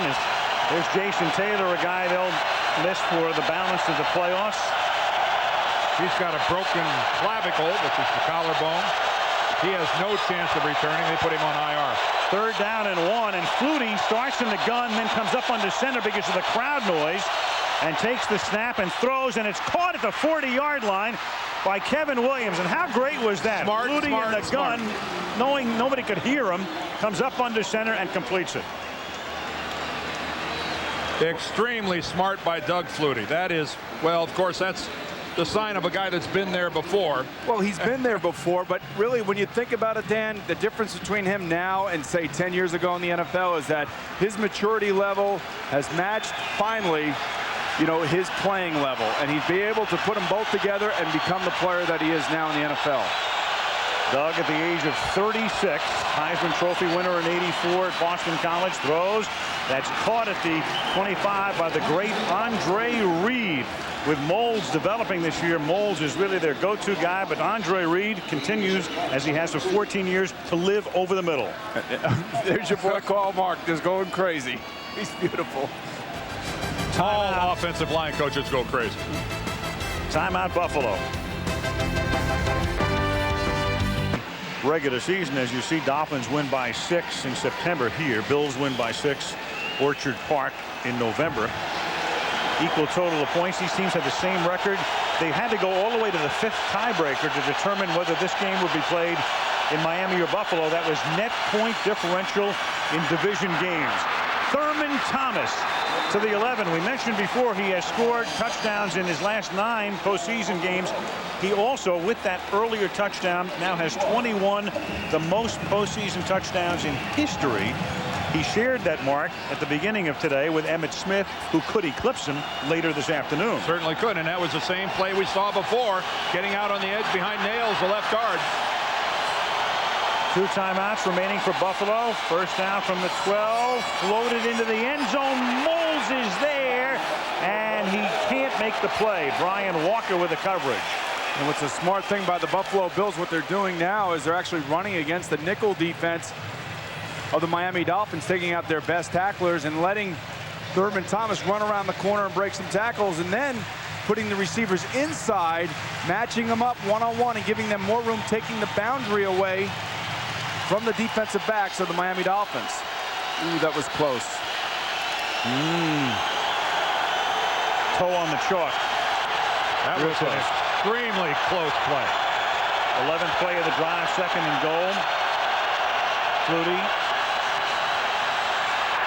taken off, looking for the end zone, tackled from behind at the 5-yard line. Kenny Mixon saved a touchdown. The rookie out of LSU. Timeout Buffalo with 24 ticks left, and the Bills still have 1 timeout. 7-6 Bills. One of the offensive coordinators in the league who works from the field. And he is actually the man who does that and communicates to Flutie's headset and his helmet. I would say right here, Dan, that you'd watch the middle of the field. You know, they've had some success with their tight ends in recent weeks for touchdown passes. This is also an opportunity for them to run here, too, as well. For Doug Flutie to run. Johnson and Reamersma are the tight ends. Reamersma caught 6 during the regular year. With Reed in motion, the pass is picked off by Marion at the 1-yard line. And Marion gets tackled by Moles up at the 20. Flags all over the joint at the end of the play. They're going to get Marion ripped off his helmet. Or somebody ripped it off. No, it was Eric Moles who ripped it off. Well, that's why the flag is there. Well, no, that was before. Almost looked. I thought Marion took it off himself. In any event, the penalty figures to be inconsequential against Miami because they've been able to stave off the Buffalo threat. Regardless, the post-possession foul. I think Marion took off. I thought he ripped off his own helmet. After the interception, personal foul, major face mask, defense, number 80, 15 yards, first down. Well, that was Moles. Moles got the face mask. Right. Apparently he took enough of the helmet off. Well, first of all, Doug Flutie really jams the football into coverage.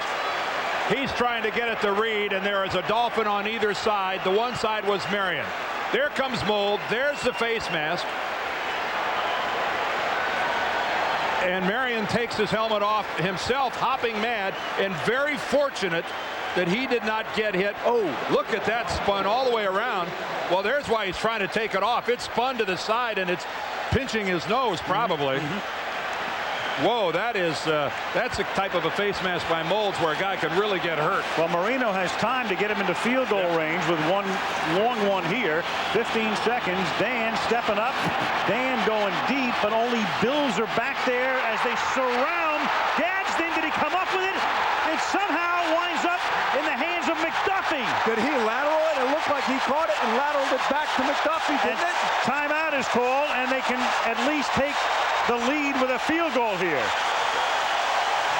Aronde Gadsden must be thinking he's still playing in the Arena League. It almost looked to me as if he caught the ball and then tried to lateral it. Look at this. What a play. He did. What is he thinking about? Oh, that ball had to get knocked out. No way. He tried to do that. It looks like he's at least thinking about doing it. Look at this. He might not know that they have timeouts left. He's thinking that the game's got to go on. He thinks it's the last play. And McDuffie's trying to get rid of it as well. These guys. 27-yard field goal attempt. You could say what you want about these receivers early on in the season, but they have become playmakers. Well, they obviously don't know what's going on in terms of timeouts either. Gadsden's played more football than anybody on earth, a whole Arena League season, then a whole NFL season, now the postseason. Well, you love that as a quarterback, too, where your stats go up big and you get nice numbers, and it looks like it's a whole player. Then on the other side, Doug Flutie's still thinking about the interception he just threw and how sick that makes him. So it's a first half of bizarre plays. The Molds reception on the opening play of the game, 65 yards, and then the fumble, and then the onside kick attempt, and now this play, and now Miami can retake the lead on a 27-yard attempt by Olindo Mare. And That's fitting. It is. That's fitting. That fits right in with everything else that has happened here in the first half, but that would be the last play of the half. Dan, one thing we did know is that we were going to get a good game. Didn't we know that? Yes, we did. What a half. What an interesting one.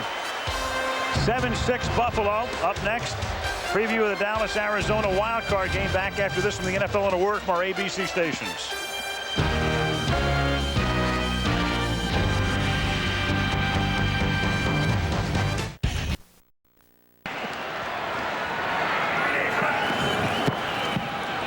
Marino going deep, and there's all sorts of contact, no flag. Ray Jackson picks it off.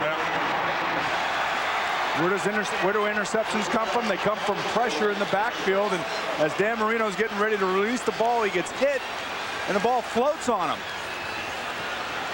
Lamar Thomas, who was the big star in that Monday night game, is the intended receiver here. You know, and the Buffalo Bills are bringing the linebackers up the middle. And it was a nice catch this time by the defensive back of the Buffalo Bills. Raymond Jackson, the guy that's subbing for Thomas Smith. You can see that ball floating, though. It kind of hung up there, and it was a little bit of a duck in the wind. Raymond Jackson is actually a guy who was third on the depth chart until recently, behind Smith and Donovan Greer. Marino's arm may have also been hit as he threw it on that last play. And now Flutie on first down floats one down the sideline, and that's incomplete. Good coverage intended for Eric Mold and broken up by Calvin Jackson. And again, Flutie throws into coverage. Doug not shy about trying to jam the football in there. Let's go back and take a look at this interception by Jackson. And there it is. There's the pressure. He's not allowed to follow through. Right. Exactly. Sam Cowart, number 56, gets right through there. And again, you know, it depends on how your pass protection is working and how the pressure of the defense is working. But if the pressure of the defense is getting to you, then your secondary is going to be that much better. 2nd and 10 at the 36-yard line. Thomas.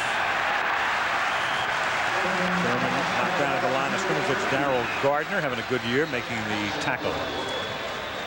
Big Jamie Nails, this guy's putting the hurt to people. He is. Every time this guy leaves his guard spot, somebody in a Miami uniform ends up on the ground. Jamie Nails, the left guard, here he is pulling. Boy, Derek Rogers is being abused there a little bit by Big Jamie. Would you say the future is bright for the offensive linemen of the Buffalo Bills? Bills spread it out. Look at this formation. Like a picket line.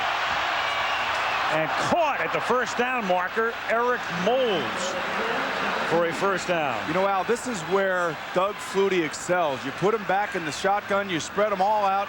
These are the things that he did so well up in Canada, improvising on plays. And he was telling us last night that when he was in Canada, he actually was coach and offensive coordinator. Well, he got to call his own plays. He did, and right there he stood in the face of a blitz and delivered the ball nicely to Eric Moulds. And Moulds makes a nice catch going below his knees and trying to stay on his feet and getting the first down. 1st and 10 at the 46-yard line. And this is Antoine Smith across the 50 to the 46 off a Sam Gash block. Flutie did everything in Canada but write the checks. And sometimes receive them. You know, sometimes didn't receive them. Yeah, Doug kind of had a sparse financial year in what, 95? Got paid the first couple of weeks of the season, and then with just Calgary. a lump of coal after that. That's right. He had $1 million contract, and he wound up getting about $100,000. And that's forgetting the conversion rate up there anyway. Second down and 3 at the 46. You would never forget that. Oh, of course not. Yeah. This is Antoine Smith somehow pulling and churning and picks up the first down as the sun comes out brightly for the first time all day. You know, then he comes back to Buffalo and signs basically what is a very small contract that's laden with incentives. And really what it shows you, I think what it shows me a guy who loves to play the game. To be able to put up with that in Calgary and all the things that he had to endure through that trying season and not getting paid. And then coming here and watching Rob Johnson, who you see right there, signing a $25 million contract. And now finds himself as a starter, a guy who loves to play football. Rob Johnson 25 for 5, so $5 million a season. Flutie can't get rid of it. Loses the football. Ruled a fumble. Zach Thomas has it. Miami ball at the Buffalo 40. It was Derek Rogers who came in and knocked it loose. And again, that's just another example of Doug trying to do too much. You just sometimes you're caught. And I guess you got to go down. But Doug trying to make something happen, trying to fight through the stack, ends up turning it over. And he knows right here that they're bringing a blitz. He knows that these guys are coming unblocked. He's just got to put the ball away, take the sack, a bad play versus the defense is coming after you. And he saves a touchdown there when he gets up. Flutie saving a touchdown at the end of the play. Well, Robert Jones has him around the legs, but then Derek Rogers rather, comes in and puts his hand right on the ball when Doug is thinking about trying to throw it away. Outstanding pursuit by Derek Rogers and Robert Jones, two really active linebackers. Active and fast, and those are the types of players that he is not used to seeing until he got back into the NFL. You're not going to fool those guys too many times. Third Buffalo turnover, 1st and 10 at the 41-yard line. Marino has that one batted. It's a batted ball. It's a jump ball, and then spiked. And Dan elevated there a little bit. Oh, he didn't elevate. Just that the guy that was going after it, Northern, is probably a little bit heavier than he is and doesn't have the ups that he has.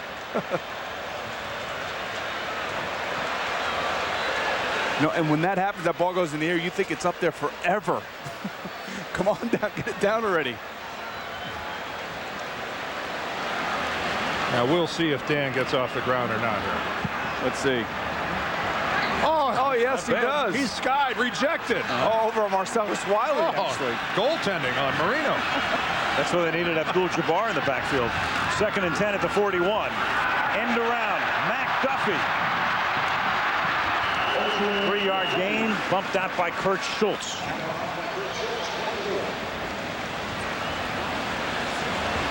And down is the rookie linebacker, that's Sam Cowart. Their top pick in the draft came in the 2nd round out of Florida State, and a guy who cemented a starting position earlier in the season and helping to facilitate Wade Phillips going back to the 3-4 defensive alignment. So this could be a big loss for Buffalo.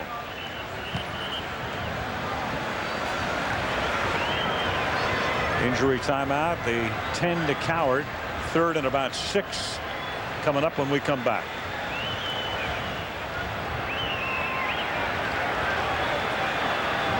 He looks on rather pensively. His Bills have turned it over 3 times, so -2 in a very important category, but +1 on the scoreboard, at least for the moment. 7-6 Buffalo. 3rd down and 7. Marino out of the shotgun. And that is incomplete at the 29-yard line. Here comes the flag. Eric Smedley gets up to give the line judge a piece of his mind on the pass intended for Troy Drayton.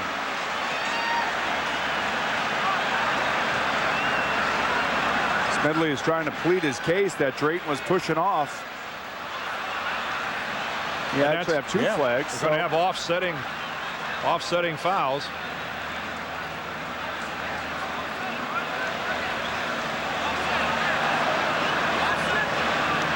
Mike Carey is the ref.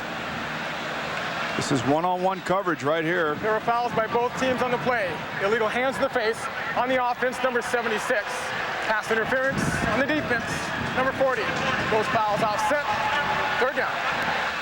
You can't put your hands on the receiver past 5 yards, and you wonder what Smedley's thinking about arguing his case. Well, James Brown, the right tackle for the Miami Dolphins, was called for the illegal hands to the face on the far side of the play.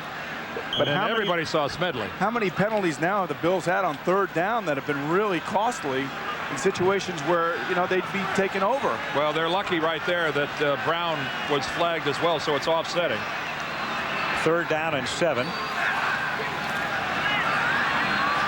Dan steps up, little dump off, and it is dropped. A dump off pass to Bernie Parmalee, who comes in on 3rd down, and he started to look upfield before he looked it into his hands. I think Dan scared him. Yeah. Certainly took Bernie by surprise. It looks like they're going to go for it right here. That was 4th down. If Parmalee makes the catch, even if he's shy of the 1st down, they probably go for a field goal. Now you're looking at about a 55-yarder. And so Johnson will line up at least to go for it on 4th down and 7.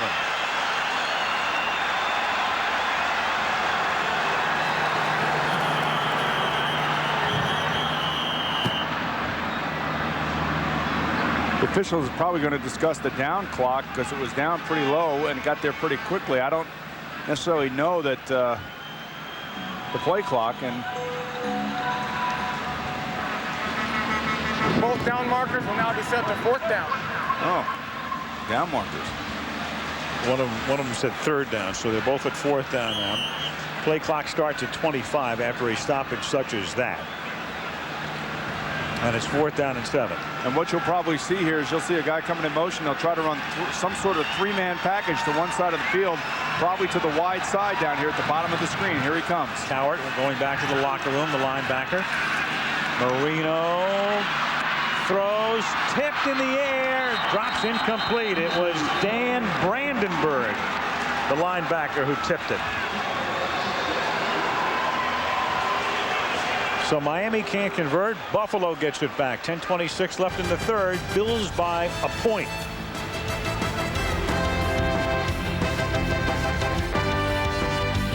Football tonight on ABC from the Orange Bowl. Not far from here, it's Florida and Syracuse having at it in the Orange Bowl tonight. And of course, following this game, you've got action from Irving, Texas, as the Arizona Cardinals take on the Dallas Cowboys. The quarterback comparison right there, each with an interception, neither with a touchdown. Buffalo leading by a point. 1st down from the 37. Flutie pressured, and they got enough of him. The flag comes in. Darryl Gardner swiped at him, and down he went, but Jamie Nails is probably going to get a holding call here. Yeah, Gardner drew the hold and made the play. No foul for offensive holding. The quarterback was sacked behind the line of scrimmage. No foul. 2nd down. There was Darryl Gardner, though, working against Nails, got outstanding penetration and collapsed the pocket right into Flutie. Gardner's number 92, just works the outside shoulder of Nails and splits that gap between Nails and Pina. Keith Jackson would say he hog-tied him. He hogged that big ugly. He hog-tied him. 2nd and 18. Baron Tanner has replaced Tim Bowens. Bowens out probably for the rest of the game with a biceps pull. And this is Wiemersmer making his first catch of the afternoon up at the 32-yard line. Tackled there by Patrick Surtain. 3rd down and 14 upcoming. For me, just watching Doug Flutie the first time live and seeing him, the thing that I would try to do is keep him in the shotgun, keep him back there, let him work from that area. You can see the field a lot better, and he also can take off and run against a few times. But when you got him underneath the center, it's a little bit tough for him, especially with those defensive ends widened out, like Jimmy Johnson said he was going to do in passing situations.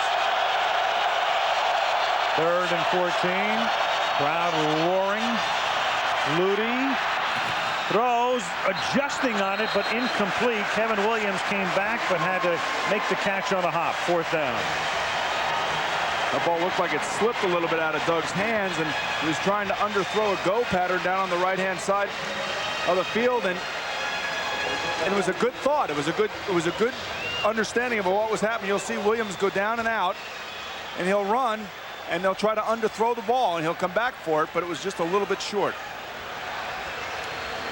One of the hardest things for defensive backs to do is to adjust on an underthrown ball like that. Not everybody has Deion Sanders skills where they can go after the football. Chris Moore to punt. McDuffie and Buckley are both back deep. Short kick, 28-yard line. McDuffie. Pretty good run back. Close to midfield. Spotted up at the 48.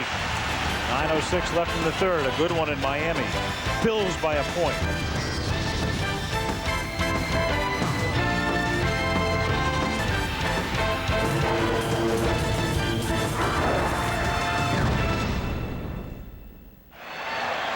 The Dolphins have it at their own 48-yard line, 1st and 10.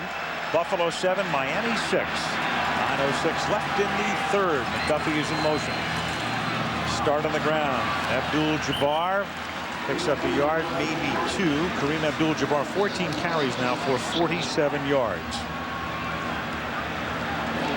Jimmy Johnson talking about the running game, as he has. They did try to run, and while the line was intact most of the season, but in terms of Abdul-Jabbar, you wonder, is he the guy for the future? Jimmy did say one thing the last time we saw him. He said, I'll probably use all of my draft picks on offense. Jabbar is steady, but he's not spectacular. He's not the guy, I think, that over the long haul you build your running game around. Abdul-Jabbar, pretty close to a first down there, about a yard shy. The one thing he does, he's the guy you always want to have on your team. Right. He runs hard, and you can see he'll plow it up in there. And this is after 2 weeks ago suffering a concussion. He still has the knack of driving it up there. Buffalo, 3 turnovers. Miami 1. Road teams 2 and 41 in this decade with a turnover disadvantage. So Buffalo at the moment really bucking a trend that only 2 teams of 43 have been able to overcome. And Abdul-Jabbar gets hit hard, but should have picked up the first down. Kent Irvin spills him. See, that's what I'm talking about. Then he will now. I'll tell you, he will run it up in there. He's not afraid. And believe me, I was not being disparaging of Jabbar. I'm just making the point that when you look at the big-time feature backs in this league, Jimmy Johnson will be the first to tell you that he'd like a little more explosiveness at the running back position. And he's got John Avery also on the bench right now. We've seen little of him, their #1 draft choice out of Ole Miss. Good tackle here to make it close enough to measure. Keep in mind, that's a cornerback. that's supporting the run when you're in the backfield making it. Well, that's fair. I mean, the Dolphins really, for the last 10 years, have all, they just don't run the football. I mean, they try, and Jimmy has tried since he's been here. Some teams just are known as quarterback and throwing teams, and that's exactly what the Dolphins have been since Dan Marino's gotten here. First down. This wild card playoff game for Miami is being brought to you by Sprint Business Flex, the only communications plan that adapts to your changing small business needs. Southwest Airlines, proud sponsor of the NFL and official airline of the Super Bowl. And Miller Lite, an official sponsor of the NFL and the Super Bowl. Super Bowl to be played here at the end of the month. 4 weeks from tomorrow. First down from the 42-yard line as Marino throws. And it is caught at the 37 and taking it to the 34-yard line is Lamar Thomas. Only his second catch of the game, tackled by Jackson. The last time the Dolphins came to the sideline, Lamar Thomas and Dan Marino had a long discussion, and I'm sure it was concerning getting Lamar open and getting him more involved in this ball game.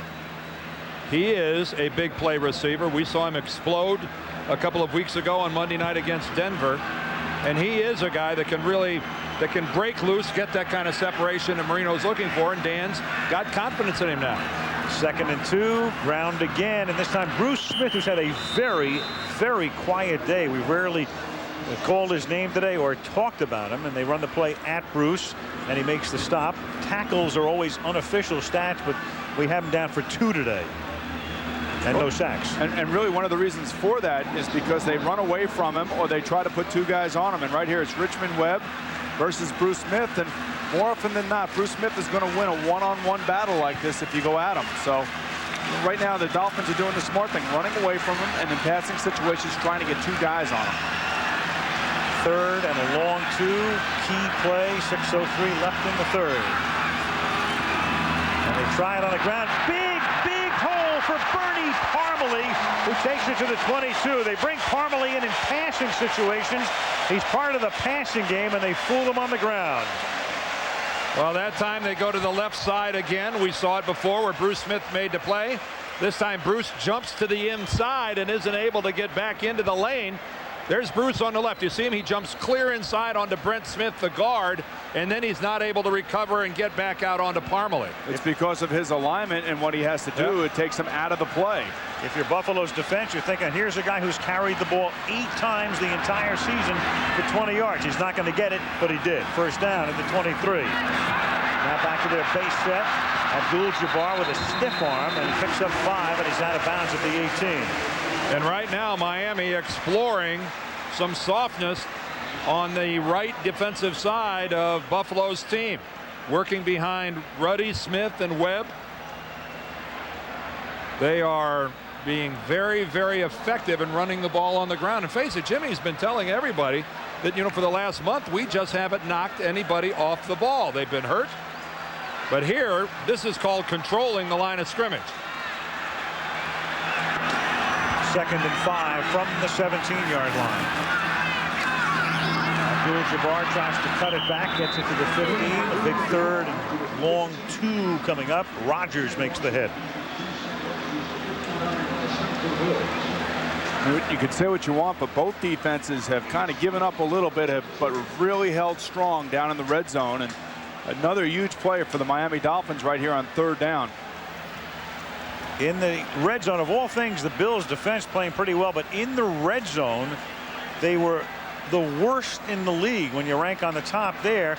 And look at the other companies: Cincinnati, Indianapolis, Washington, Chicago, all out of the playoffs. That tells you all you need to know. In the red zone, they've been very bad. You wonder how they go 10 and 6 with that kind of performance. An aberration. 3rd and 3, they just get the play off and convert to the 9-yard line to a run to Gadsden. On this drive now, Miami has converted 3rd and 1, 3rd and 2, and 3rd and 2 again.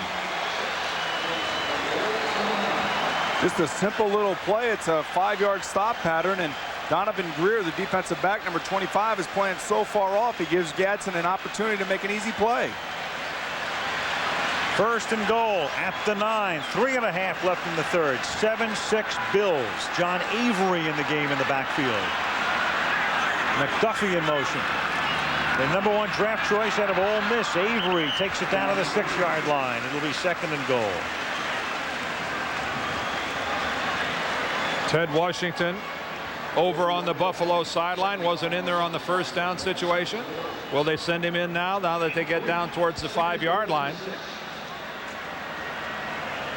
So far, this is working right like Jimmy Johnson said. He wanted it to be a little bit hot, a little bit damp, and also take him, Ted Washington, off the field because of fatigue. One of the best run stuffers in football, just standing and watching. 11th play of the drive, 2nd and goal. Avery is the ace back.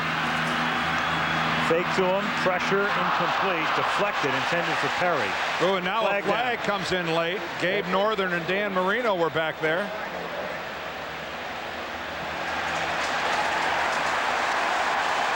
This is going to go against Buffalo. Northern must have hit Dan Marino to the head. I didn't see anything that looked to be a late hit. I don't. Let's see if Personal foul, roughing the passer, blow to the helmet, defense. Half the distance to the goal, automatic. Well, you heard Mike Carey say a blow to the helmet. And again, an automatic 1st down really moves Miami down close to the goal line. All right, now he blocks it a little bit. Geez, he comes down and with his hand on top of Marino's head. That's hardly a vicious blow. Yep. Whoa, boy. 1st and goal from the 3. Marino buys time, guns it into the end zone, and it's incomplete. Intended for Frank Wainwright, the 3rd tight end, and a guy who did not catch a single pass all season. Now, you want to talk about accuracy of the great quarterbacks. Dan Marino is facing a rush from Bruce Smith and takes it as soon as he lets go of the ball, but he's waiting for Wainwright to get out there, and he throws it low and away from the defender, and really it's a catch that should be made. Wainwright is on the team as a snapper. That's not holding right there, is it? What is? Well, this has been a good series of events for Miami. 2nd and goal, trying to culminate it here, and Abdul-Jabbar takes it in. Touchdown. Broke a Bruce Smith tackle. Jimmy Johnson says go for 2 since we're up by 5. And if you're a fan of the Buffalo Bills, you're thinking to yourself, we got hosed on that call of roughing the passer against Gabe Northern. That was not much. That was the 4th first down Miami has picked up in this game via penalty to go with the 3 turnovers. Man, right up the middle, and Bruce Smith misses a tackle there. The lineman, defensive linebackers overplaying the run and not being able to get to the cutback. Now up by 5, you're compelled to go for 2. The Dolphins have made some dubious choices this year in terms of conversions. One of them in that Miami-New England game we had on a Monday night, but there's no dubiousness involved here. Up by 5, clearly you go for 2. And I hate to think there was some dubiousness. No. On the ground, and they give it to Pritchett, and Stanley takes it in. So they spread them out. They send the 3 receivers to the right. Buffalo thinks pass. Miami goes run and leads by 7.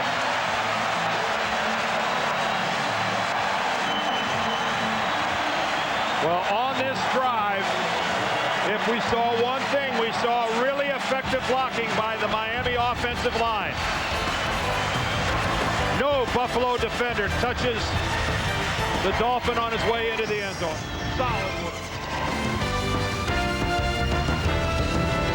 Buffalo defense has been on the field a lot today. Bruce Smith and the coordinator, Ted Cottrell, going over the photos.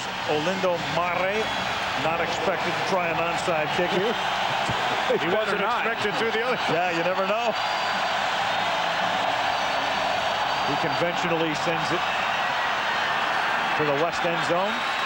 Kevin Williams takes it from the 9 and gets banged down up at the 19-yard line by Bernie Parmalee. The ex-UPS driver just made a very special delivery. Here comes Flutie. 2:23 left in the 3rd. A beauty in Miami. Dolphins by 7.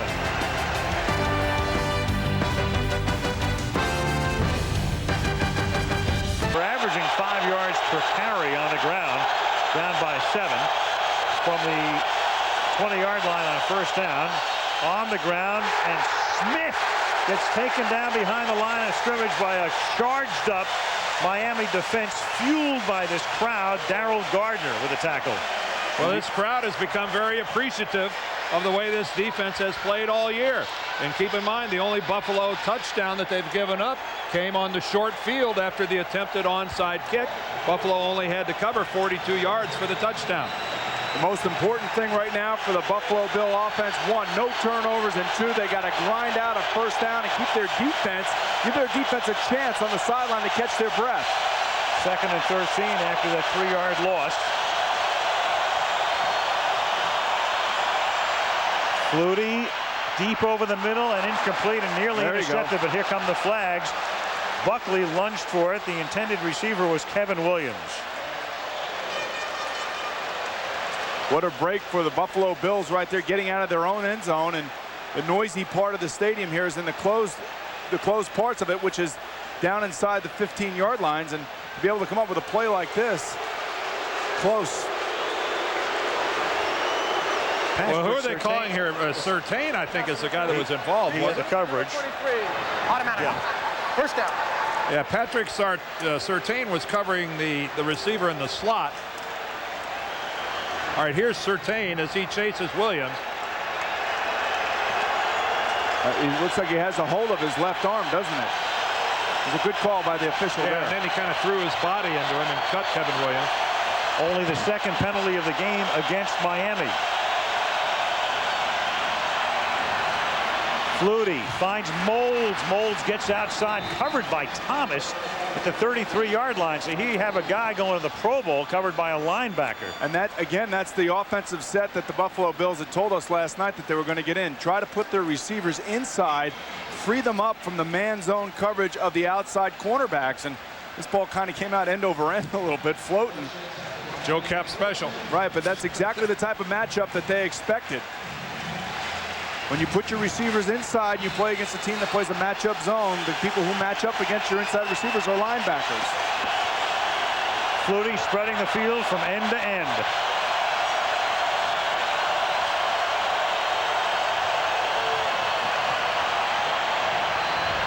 That's an errant pass, low, wobbly, intended for Andre Reed, 2nd and 10.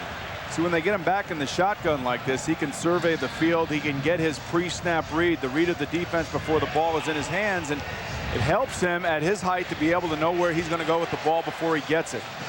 And if he has any disorientation or anything happening back there, he can now run freely and make some plays, you know, creatively. How's that? Excellent. Good. All right. Excellent. Gold star. 2nd and 10 from the 33. There's nobody in the middle, man. Get rid of the football. Here they come. And Flutie going deep, and it is caught inside the 5-yard line, and for the touchdown, Eric Moulds. Absolutely. He saw the blitz coming, and he's back in the shotgun so he can survey the field. His pre-snap read knows that he's going to go right now to his hot receiver, and that's exactly what he does. Walker with a corner blitz that time, and Jerry Wilson, who normally comes in on the corner blitz, was in coverage on the play. Watch the guys coming off the side. There they are, unblocked. And this is what you want to do. Just lay the ball out and let your best athlete go and get it. Now Christie for the tie. Moore puts it down. Christie's kick is good. Moulds with a 32-yard touchdown catch has caught 5 for 167 yards and a touchdown. 48 ticks left, 3rd quarter. The game tied at 14. Talking to Joe Pendry, their offensive coordinator, and there's Eric Moulds. And right here, Doug Flutie stands in the face of a blitz. He's back in the shotgun and lets it out and lets Moulds go out and run underneath it. And because of where Moulds was aligned in the offensive set inside, he's up against Jerry Wilson as opposed to Sam Madison or Terrell Buckley. I was thinking on that. Moulds makes 2 key catches on that drive, and on neither was he covered by 2 guys who could have gone to the Pro Bowl. Instead, on one it's Zach Thomas, on the other it's Jerry Wilson. And that's where you have to give credit to the offensive coordinator and the scheme that they're working. You're always trying to give yourself the best opportunity, the best matchup, and a lot of times against a defense like the Miami Dolphins, you can do that formation-wise. And you know, Joe Pendry, along with Turk Schonert, their quarterback coach, and Carl Mock and their entire offensive staff, you can do that by watching film on a weekly basis, and certainly these 2 teams know each other very well. I wonder what Marv Levy's thinking as he watches the game. He's thinking, I want to get back into this and start coaching again. That's what he's thinking. Whatever he is thinking, he's thinking in grammatically correct English. No question about it. Happy New Year to you, Marv. One of our all-time favorite guys. Absolutely. Steve Christie to kick off. Manny Martin will hold it in the breeze. Nice kick. Goal line, John Avery. Good tackle up at the 17-yard line by Darryl Porter. A reminder, tomorrow, right here on ABC, tomorrow being Sunday, 10 Eastern and Pacific, 9 Central, the practice coming your way on this very network. Had to think about that. Tomorrow is normally Tuesday. It feels like, yeah, that's right. Well, tomorrow, boys, I go to go see my Maryland Terrapins versus the Duke Blue Devils in hoops. Not a bad little weekend. Get Miami and Buffalo, then Maryland versus Duke. How about that? Boomer, you've got the life, baby. I do have the life. It doesn't get any better than this. I hope it's as good as this game. From the 18-yard line, Marino on 1st down. Abdul-Jabbar. I guess I should say that's basketball. Yes. You said hoops. I did say hoops. I did, didn't I? It's a 90s phrase, right? Right. Gain of 2 for Jabbar up to the 20-yard line. It's a 50s phrase that's in vogue again in the 90s. And the teams will let the clock tick down. The period will expire. End of 3 and a beauty in Miami. It's Buffalo 14, Miami 14. This wild card game is back after this from our ABC stations.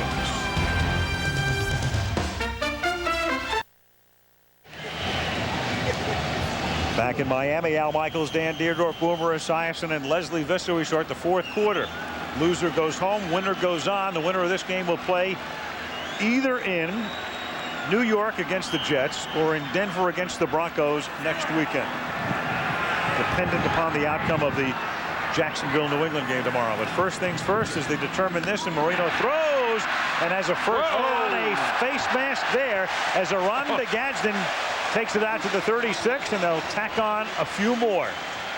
And there's some retired officials up in the stands that threw flags.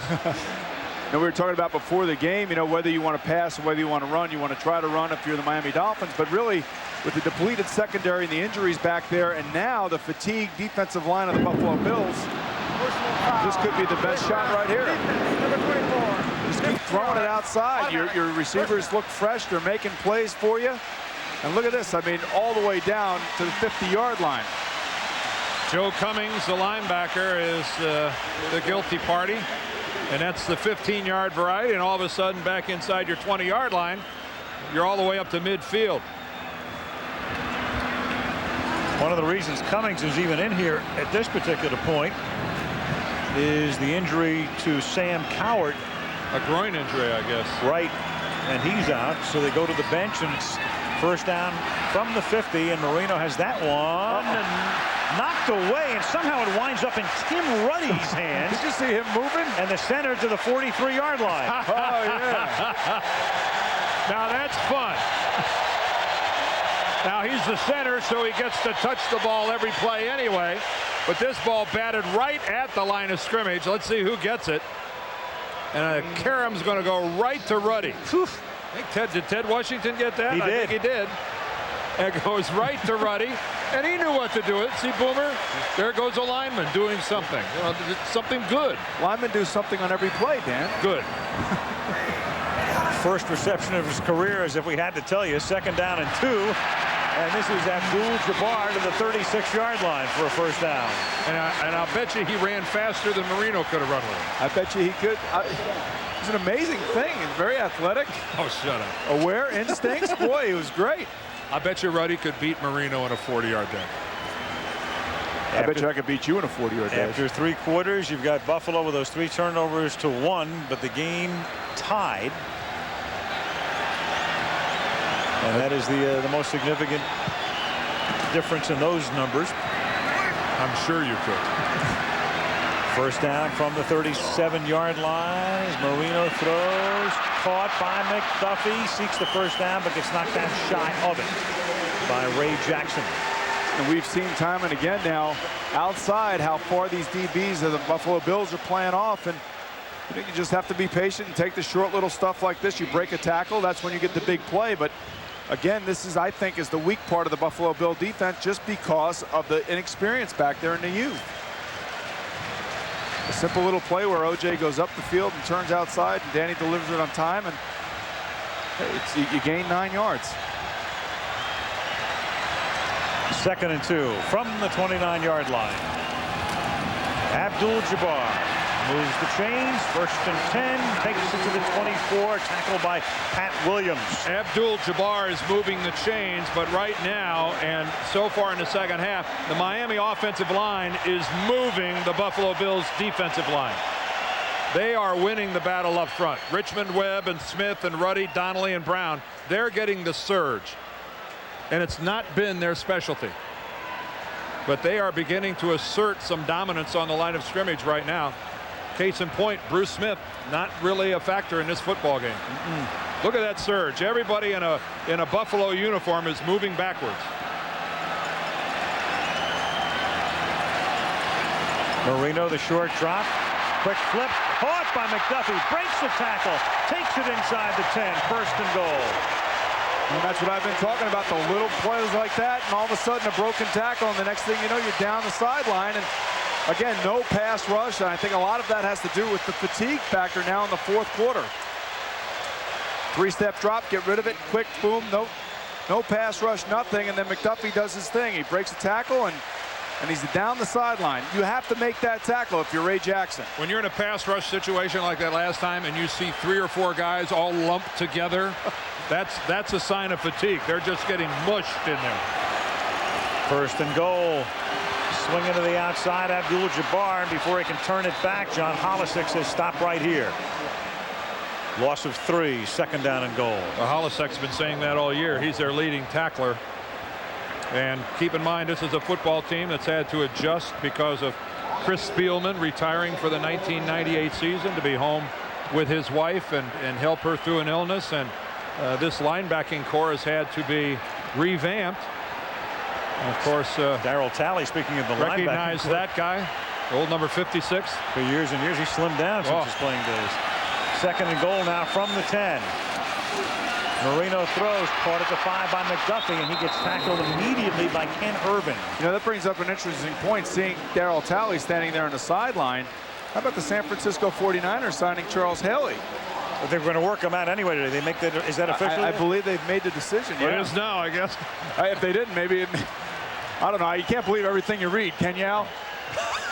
Let's put it this way. Let's put it this way. There's been talk that the 49ers are going to sign Charles Haley and play him against Green Bay. Now, can that... what stranger things. Many little plays on words we have. Third down and goal from the 5-yard line. Marino throws, and it's dropped by McDuffie. So McDuffie. Well, that's a tough catch. Well, that's a tough. If he throws it out in front of him about waist high, he could score with that. That's a bad throw from Dan. He got that thing just a little low and away. You can see right here McDuffie just running outside, running away from number 27 Ken Irvin. It was just a poorly thrown football. Now Olindo Mare, who has made 2 of 3. He missed that 26-yarder at the end of the half that hit the right upright. This one is a 23-yarder. Klaus Wilmsmeyer to put it down. And this time it's good. And Miami retakes the lead with 9:45 left in regulation. Miami 17, Buffalo 14. Wild Card Weekend and relive the first ever Wild Card game on NFL.com. College football season ends on Monday night. Tennessee, Florida State in the Tostitos Fiesta Bowl. Our man Keith Jackson calls his final game. And on to fishing in British Columbia. You can also tap into ESPN.com and play primetime player as well. KJ's been our primetime player through all the years. Our congratulations to Keith on a fantastic career. No announcer ever has been more identifiable with his sport than KJ. Absolutely. Made kicks off into the end zone and is down there by Kevin Williams. You know, it was big time when you were in college and KJ came walking through the door. You betcha. I was there. He filled that door too, didn't he? Dan was the original Big Ugly. Oh, thanks.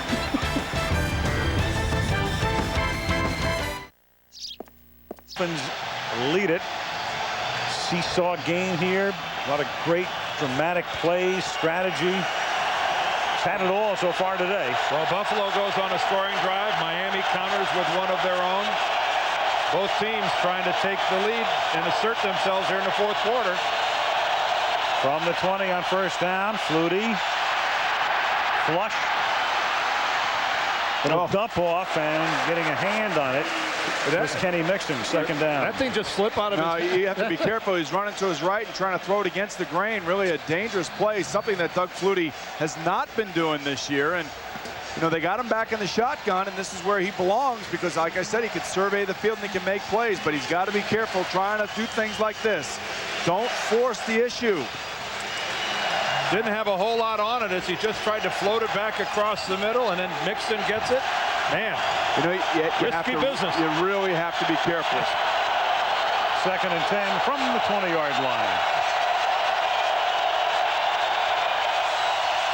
Thomas. Stop at the 21. Well, gents, whoever wins this game continues on. It's the toughest way, of course, to get to the Super Bowl, but Denver did it last year. They had to play the 3 games, a la Miami, 1 at home, and most likely 2 on the road. Yeah, I'll tell you right now, the New York Jets are playing very well. Denver got back on track against Seattle. I mean, two places that are going to be awfully difficult to win in for opposing teams. Well, we know that games are being played here in Miami and in Jacksonville in the AFC. It's going to be a little colder next week. Yes. The balmy temperatures are gone. 3rd down and 9 from the 21. And Flutie throws, and it's caught. Andre Reed, and Jerry Wilson with the coverage that time bumps him out of bounds. And Jimmy's look tells you all you need to know. You know, and this is where the maturity of Doug Flutie in a situation like this really comes through. Again, the blitz is coming. You can see him coming off the end. He throws the ball before Andre Reed even turns his head. And he knows where Andre's going to be, and he has enough confidence in letting the ball go before he sees the receiver's eyes. And a good job, again, of Buffalo staying away from the coverage by Buckley and Madison and working on the guys that are locked up underneath. And again, Jerry Wilson. 1st and 10 from the 38.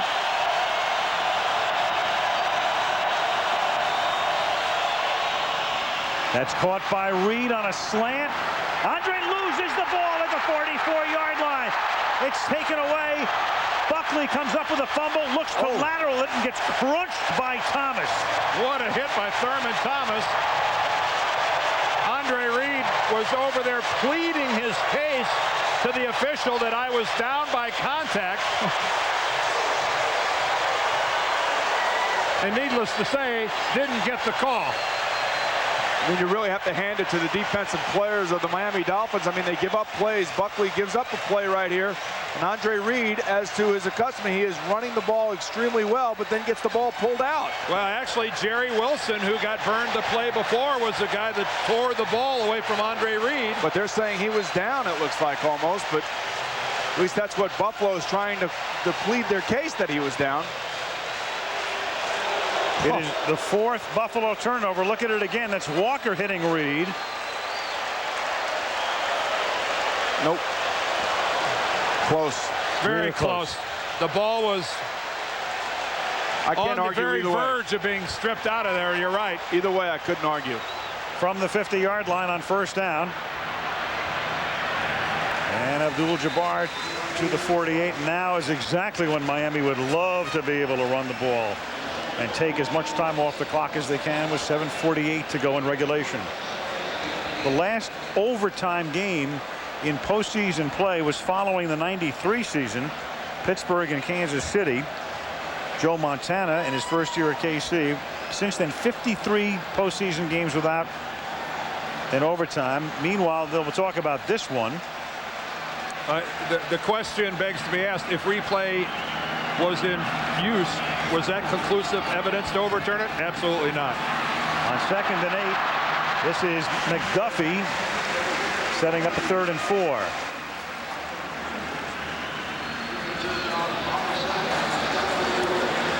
4. All season long in that 16 games, Buffalo had only 1 fumble following a reception.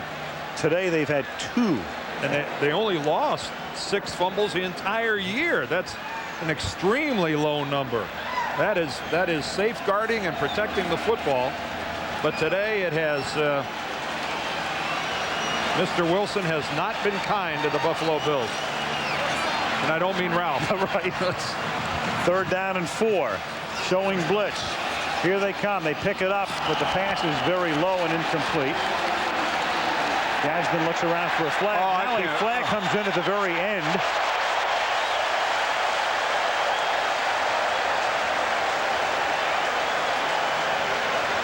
Donovan Greer with the coverage. Looks like they're going to call some sort of holding against Donovan Greer.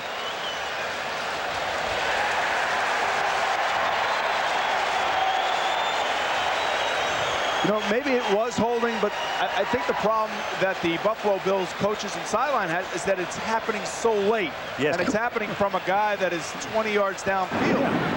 Holding. Defense, number 25. 5 yards. Automatic. Well, the play started at 3 o'clock and the flag came in at 3:07. Well, you know, that is the frustration that players and coaches and everybody on the sideline has. And the official who's closest to the play doesn't make a call. He calls it incomplete is what he does. And then the flag comes in from behind much later.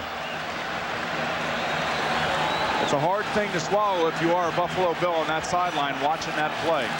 First down from the 39. Abdul-Jabbar, gain of 2. Stopped by Washington. Kippy Brown, the offensive coordinator, took over for Gary Stevens this year.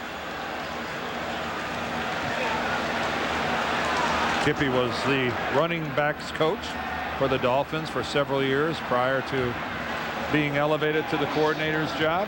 Very popular figure here with the Dolphins. And he calls it the way Jimmy likes it. Run, run, run, run, run, unless they really need Dan Marino to win a game for him. On 2nd and 9, Marino throws. That is caught by Thomas, and Greer takes him down by the left ankle. About 4 yards shy of the first. Make it 3. Well, that was a late throw by Dan Marino out in the flat like that. He's checking one side and then throwing the ball back late like this. A very dangerous play. If Greer was on his game and was aware of where the ball was, he had a chance to make an interception and go the other way with it.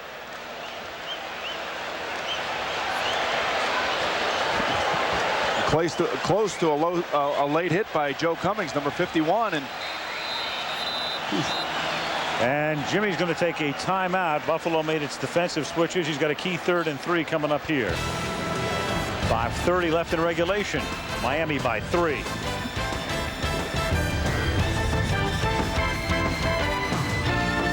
Miami tries to convert, which will afford them the opportunity to take a considerable bit of time off the clock as well as they move into scoring position. 3rd down and 3 at the 32-yard line. You know, the interesting thing here is Miami has actually gone with 2 tight ends and 2 running backs and a wide receiver as opposed to their nickel offense. And you saw Buffalo counter by running in Ted Washington in their primary run defense. I would think this is going to be a run to the right here. First time we've seen this formation, and this is Abdul-Jabbar swinging it to the outside, inside the 20, out of bounds. Huge first down off an O.J. McDuffie block. And fundamentally sound. Did you see Jabbar switch hands with the football? Had it in his left hand, broke into the clear, and had the savvy to go ahead and switch it over to his right hand. I love to see fundamentally sound football like that. The only thing that I would have liked to have seen is have him stay in bounds. Even though the clock restarts when they place the football, they probably lost 10 seconds right here. But again, give credit to Larry Bechtel, the offensive line coach for the Miami Dolphins. He is the architect of the running game. He is the guy that's going to say this is where we can run and this is where we can't run. Now they give the ball to Parmalee. You can't run there. Must have like blue shirts. There's Abdul-Jabbar, who's carried 27 times today for 95 yards. Most by a Miami player since Larry Zonka did it in the 73 playoffs.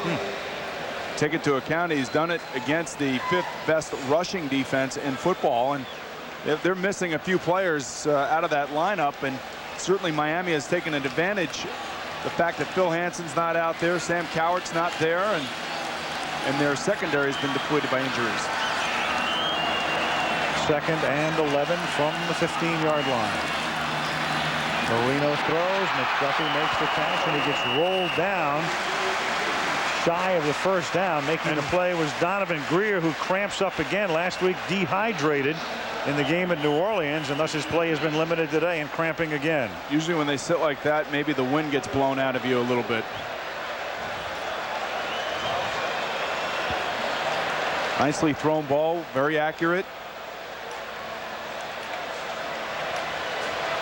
Really just one broken tackle away from scoring a touchdown, and leaving those cornerbacks out on an island like that for the Buffalo Bills has really exposed the weaknesses that they do have back there, and Dan Marino has been able to find those weaknesses a little bit here in the second half. Well, it's just getting dangerously thin for Buffalo in their secondary right now, and you're right, 13 will find it quickly. Injury timeout. Like a hockey game, changing lines. The Dolphins would send a couple of guys into the huddle. The Bills would counter back and forth, hither and yon. Now it's 11 against 11. And look at that 3rd down conversion rate. Terrific by the Miami Dolphins this afternoon. 3rd down and 3. Huge play. Ball at the 7-yard line. Marino out of the shotgun. Spreading them out. Action up front. Who moved? Might have been a false start. Yeah, the offense moved here. Before the snap, false start. Offense, number 74. 5 yards, 3rd down. Brent Smith. Really smart play by Dan Marino, trying to draw the defense off of the Buffalo Bills here, figuring that he can squeeze out or steal a 1st down, but offensive linemen have to hold their water in there. Watch him jump here on the left a little bit. The left guard right there, number 74. Oh, what a big mistake. 3rd down and 8. They have to get to the 4 for a 1st down. Marino surveys, guns it. Thomas caught it. Touchdown.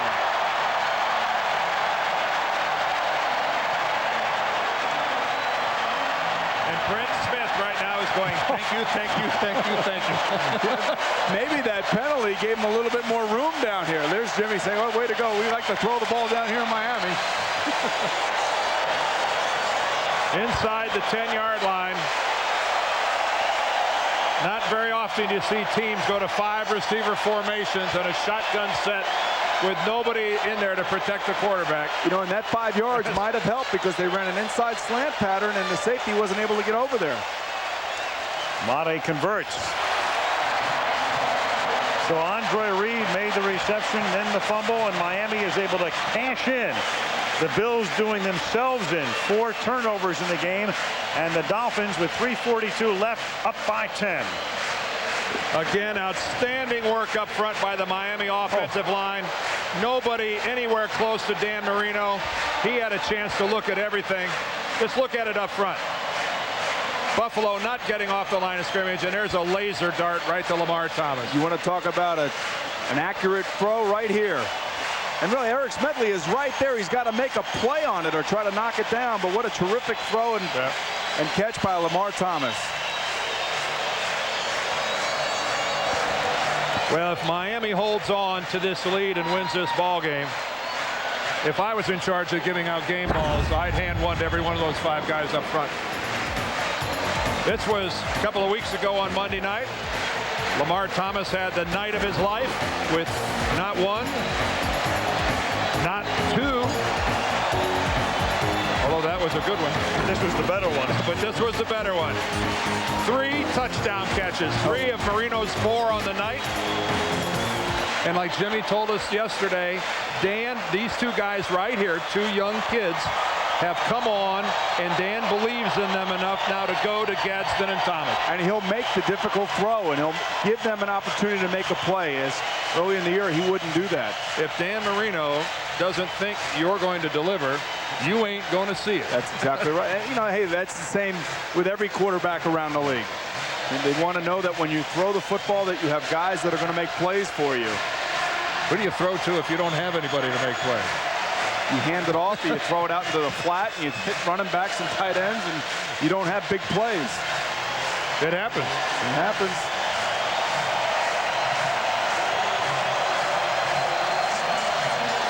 Olindo Mare sends it to the 7-yard line. Kevin Williams.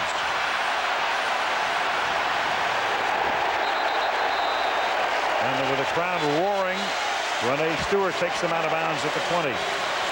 A reminder coming up following this one, the second half of our NFL doubleheader. From Texas Stadium, the Arizona Cardinals seeking their first playoff win since 1947 against the Dallas Cowboys. Well, here he comes, and see if he has any miracles left in him. Right now, it will be in the 2-minute drill from the rest of the way going. They have to conserve as much time as they can and move the ball as quickly as possible. Jimmy Johnson doesn't want to see any more miracles. Remember, Jimmy was the coach at the University of Miami when Flutie threw that pass in the Orange Bowl in '84. But they need 2 scores here, down by 10. Flag. And the question was there a play? The flag came in early. I think Donovan Greer might have been offsides. He was blitzing from the backside.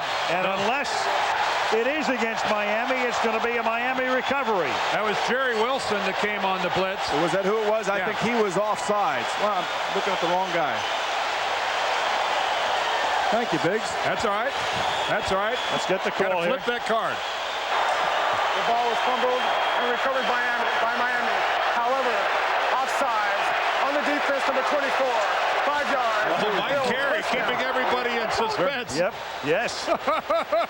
The ball was fumbled and recovered by Miami. However, he had to flip his card. What's really shocking about this is that Doug Flutie never even sees it coming, and he should have seen it because the safety to that side was down ready to cover up the receiver who Wilson was coming off of. And you can see he's saying right there, you know what? That's me. That's me. He caught a break, so maybe there is some magic left.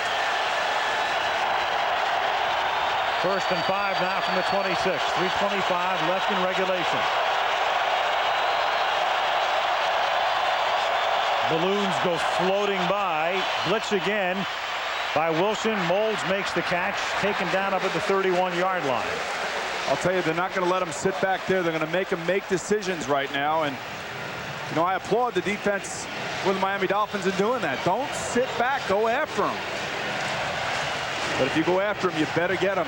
Don't let him run around. You're not advocating the prevent defense. No way, man. No way. Buffalo moving around. Remember, you saw Joe Pendry making the call with a communication into Flutie's helmet. Doug on 1st and 10. Over the middle, and that's incomplete, intended for Kevin Williams.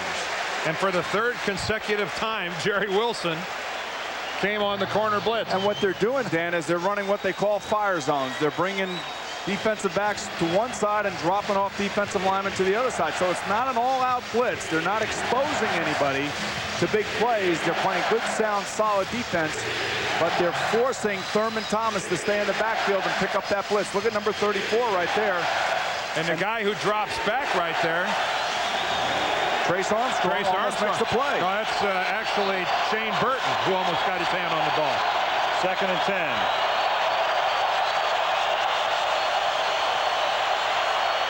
Flutie for Moulds, and Moulds got free, makes a juggling catch and gets taken down to the 36. He got inside Buckley.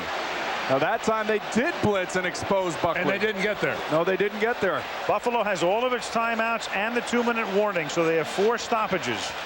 31-yard gain. 1st down to the 37.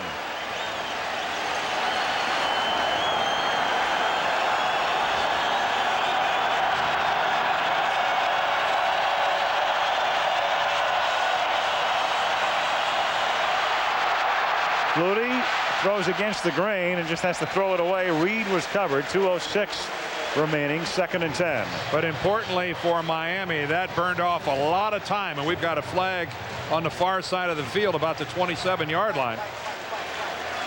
Against the Dolphins. Completely away from the play.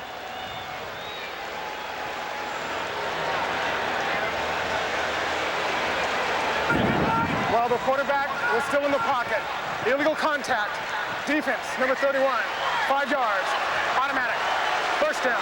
You got to like Mike Carey. You know, he gives it to you, and he uses the mic and helps explain what's going on. Because Jimmy was arguing that he was out of the pocket. Right. And that was a very effective use of that microphone by Mike Carey. That's the way a referee should explain it to the crowd and to the TV audience. Mike's got a future in the booth. That was a good job. 1st and 10 at the 32. Who does it? Flutie going deep and Moulds with a great acting job, if nothing else, putting his arms up as if he was being impeded. Buckley with the coverage, and he did get the flag. How many times have we seen this year? You just throw the ball up down the sideline, and you come away with interference, and they move the ball all the way down. And this is going to be the 2-minute warning. Wow. After the call here. Terrell Butler's got his hands all over Moulds. Number 27. Automatic. 1st down. You're allowed to make contact within 5 yards, not 35 yards. 2-minute warning.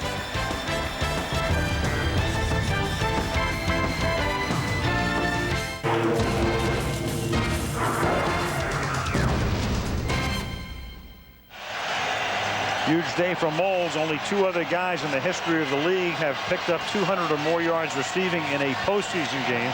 Jerry Rice and Anthony Carter. Moles with 205. Christie hoping that he can kick a field goal and at some point an extra point. If he can do that. Well, I think Joe Pendry would rather the extra point came first. Yes. Watch the middle of the field right here now. 3 timeouts for Buffalo. First down, goal at the 10. Flutie throws, caught by Reed. Andre spinning. That has to be a touchdown. Just short of the goal line. How could that not be a touchdown? They stop him. Oh, and look at that. And he hits the field judge. Holy mackerel. How could that not be a touchdown? Well, Andre Reed bumps into Steve Zimmer, the field judge. Oh, this is a crushing penalty against Buffalo.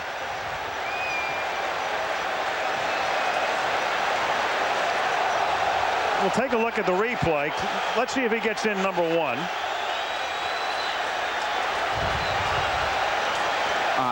Well, where was the football when he touches the ground? I've seen that called the touchdown. Well, touchdown or not, it's a killer on 2 counts. It costs you time, and now the penalty is the real killer. Unsportsmanlike conduct on the offense. Number 83, contacting an official. I don't know, Dan. I'll tell you, I could see that being called a touchdown easily. Second down. Oh, sure you could. Boomer, I'm not arguing that. Nobody's arguing that. You're right. That could have been ruled a touchdown. You're not arguing that? Well, it could. It's one of those inconclusive at that angle. And Mike Carey now going over to talk to Wade Phillips. So now does Andre. And they ejected. Yes. They eject Andre Reed, so they lose a possible touchdown. They lose time off the clock, and they lose Andre Reed. Oh, boy, that wasn't as much contact as it originally looked like. No, he's just coming up is what it amounts to. Well, I'd like to see that if we can, Kenny, one more time. Yeah. From initially, it looked like it was pretty severe contact between Reed. Yeah, it's like the referee, the official is right above Reed. Yeah, from that angle, you see it looks like Andre kind of moves into the official. Whoa. In any event, instead of what might have been a touchdown, or at worst, 2nd and goal from the 1-inch line, it is 2nd and goal at the 15. They're without Andre Reed. You know, what happens there is the official interprets that as an aggressive move by Andre Reed towards him, and there was contact. Against an official is deemed to have taken place. Twin downs, 2nd down. I will tell you this, that at least Zimmer, Steve Zimmer, the official, makes an immediate call and makes an aggressive call. I don't know if it's the right call, but certainly he felt like it was. Sometimes you need patience. 2nd down and goal at the 15. Flutie, back of the end zone, too deep, 3rd down. Wade says, where's the flag? So you keep in mind, Al, the frustration on the part of Andre Reed. Remember, he thought he was down before on the fumble, and then he doesn't get the call here in trying to get into the end zone. I don't know. You know, to me, that's a touchdown right there. It does look like a touchdown. Yes, it does. Now, there's still no excuse for you to bump into an official. None whatsoever. I don't know of one. No, I think we're all in agreement that it looked like he got into the end zone. 3rd and goal. Flutie fires and upended at the goal line was Jay Wiemersma. That's incomplete. 4th down. Zach Thomas with the coverage. Now the Bills will have to go for the field goal here and then try the onside kick. Now they're compelled to go for 3 before 7. So Christie will line it up. It'll be a 34-yard attempt. Which is not going to be an easy kick with the wind the way it is down on the field. Moore puts it down, and the kick is good. And with Andre Reed a spectator for the rest of the day, 33 yards officially for Christie, and 93 seconds left in the game. And Andre Reed, a man who's posted Hall of Fame numbers during his receiving career, here in the 4th quarter I'm sure right now thinking that he has been robbed on 2 different accounts by the official. Now that's what he's thinking. You just can't do that, though. You just can't do that. You can't get up and be an aggressive confronter of an official. No, and the other thing that we don't know is what was said between the two. And we don't know how aggressively, because we're not there, we're not down on the sideline, the bump really was between the official and the player. Well, the Buffalo Bills right now have just about had it with anybody in a striped shirt, because they were the team on the short end of the New England massacre on one hand and miracle on the other. No onside attempts for the Bills this season, but you're pretty much assured one's coming up right here. Yeah, don't forget, you know, at 6 minutes and 25 seconds to go in this game, there was a holding on Donovan Greer that was a late flag that was thrown in. I mean, so you compile all those things. The frustration must just be mounting enormously on the sideline of the Buffalo Bills. But in Christie's NFL career, 14 times he has attempted an onside kick. Buffalo has recovered twice. That's 14%. And there you see that during the course of the '98 season, 30% of the onside kicks are recovered by the kicking team. Bruce DeHaven is the special teams coach. So Miami has 5 guys up at the 40. The ball has to go 10 yards. And then 4 guys backing them up. They want this ball to go high in the air. And by the way, that 30% for this year is higher than normal. And that is juggled. It's a loose ball to 31. The Bills have it.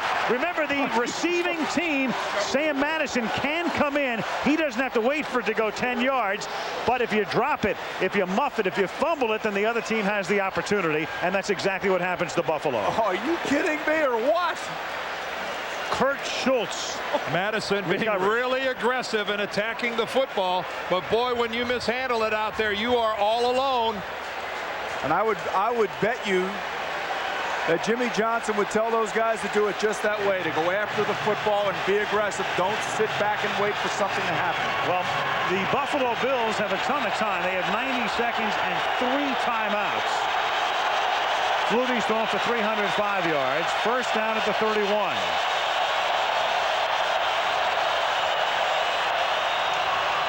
Flutie to Moles. And Moles has a first down at the 33-yard line, pushed out by Brian Walker. And Zach Thomas and Jerry Wilson going over it on the sideline. Who's got whom here? They are not going to be able to stay with him inside. You know what's really amazing to me is that they don't move either Madison or Buckley inside over there. And just because of the way the Buffalo Bills are lining up offensively, they're getting the mismatch that they want. Or creating the mismatch, I should say. And not only a mismatch, Boomer, I think their routes are creating some confusion right now in the Miami secondary. First and 10 at the 39.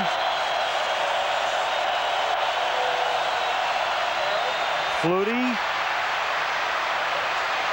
And he throws underneath, and that's incomplete. Jimmy Johnson must think every receiver's out on the field except Gerard's Phelan right now. Oh, well, no, he does not ever want to see Phelan again. No. You know, the interesting thing watching that last formation is you have Thurman Thomas split wide to the left and Sam Madison lined up against him. Now, they're not always playing man-to-man, they're playing zone, but when you release down the field vertically, those cornerbacks are locking up man-to-man in their zones. And right now, Sam Madison playing against Thurman Thomas is not really what you want. And now you have Terrell Buckley versus Thurman Thomas at the top of the screen. It's suck it up time here now for the Miami defensive lineman. No pass rush last time. 2nd and 9. This time they come in again from the corner, and the pass is incomplete. Good coverage. Moles double teamed on the play. 3rd down and 10. This wild card playoff game is being brought to you by AT&T. It's all within your reach. New Advil Liquid Gels, pain relief at the speed of liquid. Microsoft, where do you want to go today? And the irresistible taste that makes you say, did somebody say McDonald's? You know, Dan, when you don't have any backs in the backfield, you can bring guys off the sides and they can create pressure. And again, here they are with an empty backfield. The question is, will they bring Wilson again? He's been the rusher du jour. It doesn't look like they're going to do it this time. 3rd and 10. Wilson's in coverage. The pass is caught. A flag comes in. That's Camille Loud, and he's a rookie from Cal Poly San Luis Obispo, only in the game because Reed's out of the game. This is going to be offensive pass interference, I think. Well, if it is, Buffalo had called a timeout for the moment. They'll rescind that timeout. Illegal hands to the face. On the defense, number 37 is declined. The play results in a first down. First down at the 27-yard line. And now, if you're Buffalo, you don't have to take the timeout here, because what you want to do is, even if you can't convert it, you save your timeouts. Miami will get the ball back, but then you take your timeouts defensively, you can still get the ball back. No, they're going to run a play and go with it. Right now, the Miami Dolphins are sorely missing Jason Taylor, their best pass rushing defensive end. Flutie, 347 yards today. Marino, 235. First down at the 27-yard line. And here comes the blitz on the backside. And Flutie's going to run it on a quarterback draw to the 22-yard line. And now, does Buffalo take a timeout? They do. Yes, absolutely. 2 remaining. Shane Burton made the tackle.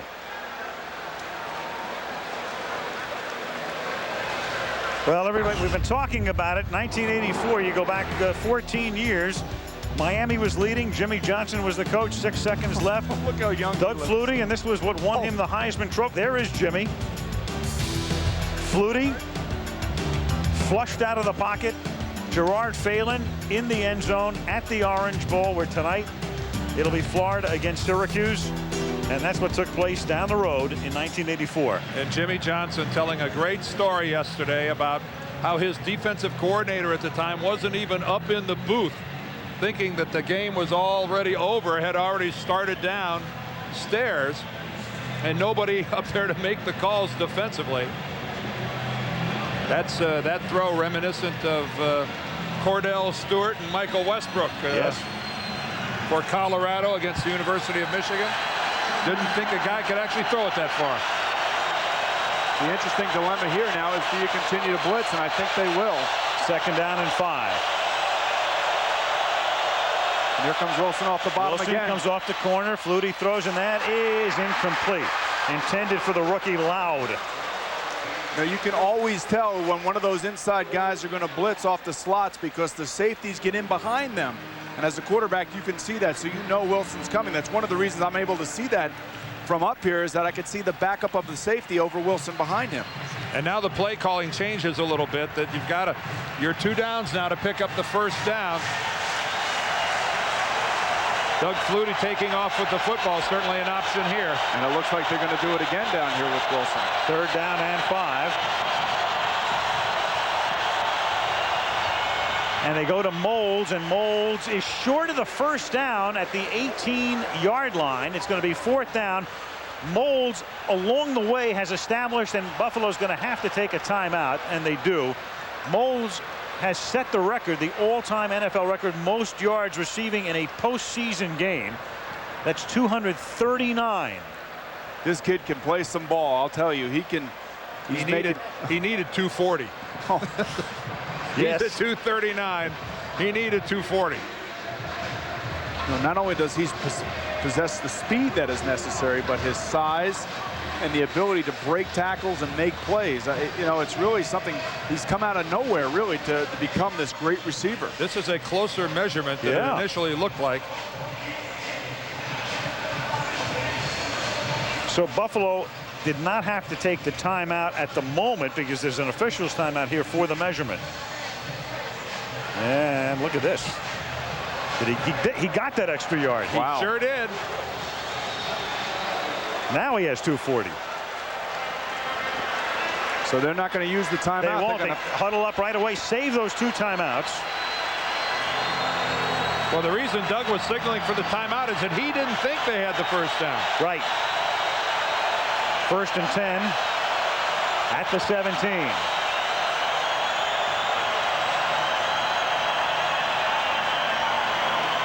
Wayne Huizenga, we had a smiling Wayne in our frame about 2 minutes ago.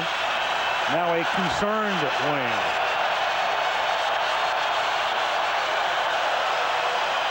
Four-man rush. Caught, 12-yard line. That is Kevin Williams making the catch. Timeout Buffalo. You know, they've ran this play 3 or 4 times now where they run the outside guy underneath with a slant, and to me it looks like they're trying to work the side, and we might see the inside guy going out and up again. Where Doug hit Eric Moulds last time for a touchdown, we could see that play coming again here.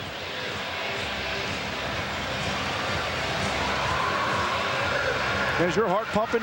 Oh, this is, well, boy, it's playoff football.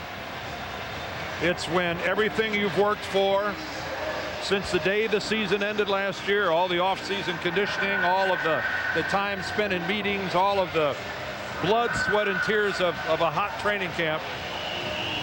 This is when it really pays off for somebody, and this is when it also breaks somebody's heart. You look down here in the stands, there's nobody sitting down. I mean, they're all standing and trying to give their defense the support that they need right now. And it's the most helpless feeling in the world when you're on the bench and can't participate in any way. Marino agonizing. A spectator just like the rest of it. Second down 5 from the 12. Eric Moulds one-on-one down here at the bottom. Bills have 1 timeout remaining.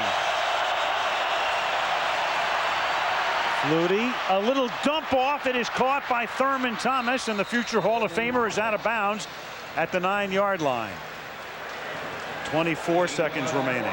I think they had the matchup that they wanted. They had Eric Moulds down at the bottom of the screen one-on-one against Sam Madison, and he actually does get out on top, but you could see during the course of the play the safety and the inside linebackers all ran with him. Jerry Wilson went with him. Brian Walker went with him. Madison was over there. If he gets it to Moulds for a touchdown, it's going to take a lot of work to do it. Third down 2 from the 9. Same situation again. And Flutie's going to run it. And Flutie's going to get the first down, take his last timeout, 1st and goal at the 5. No timeouts left. Well, they were signaling for a timeout when there was about 19 seconds left on the clock, and it ran down to 16.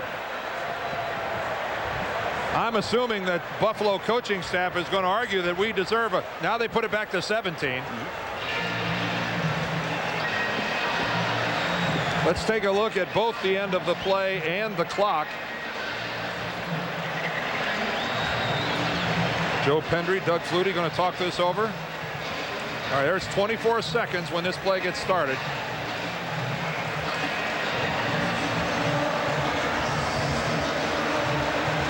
There is Doug, and off to the side, several of his teammates. Look at him going timeout with 19. 19 at worst, 18. Yes, I would think 19 would be the right call.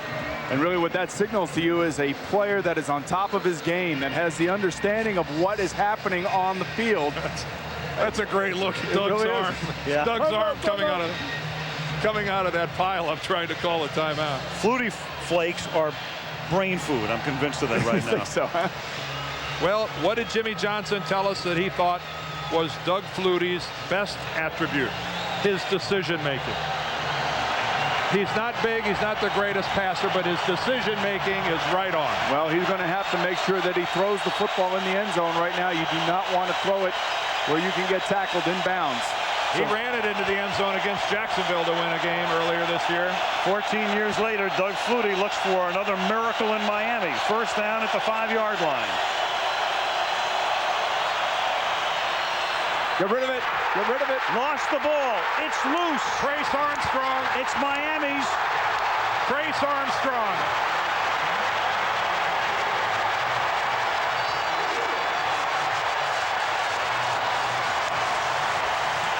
Armstrong dislodged it. Shane Burton recovered it, and the Dolphin season continues. Al, Armstrong dislodged it, Burton recovered it, and Flutie held it too long.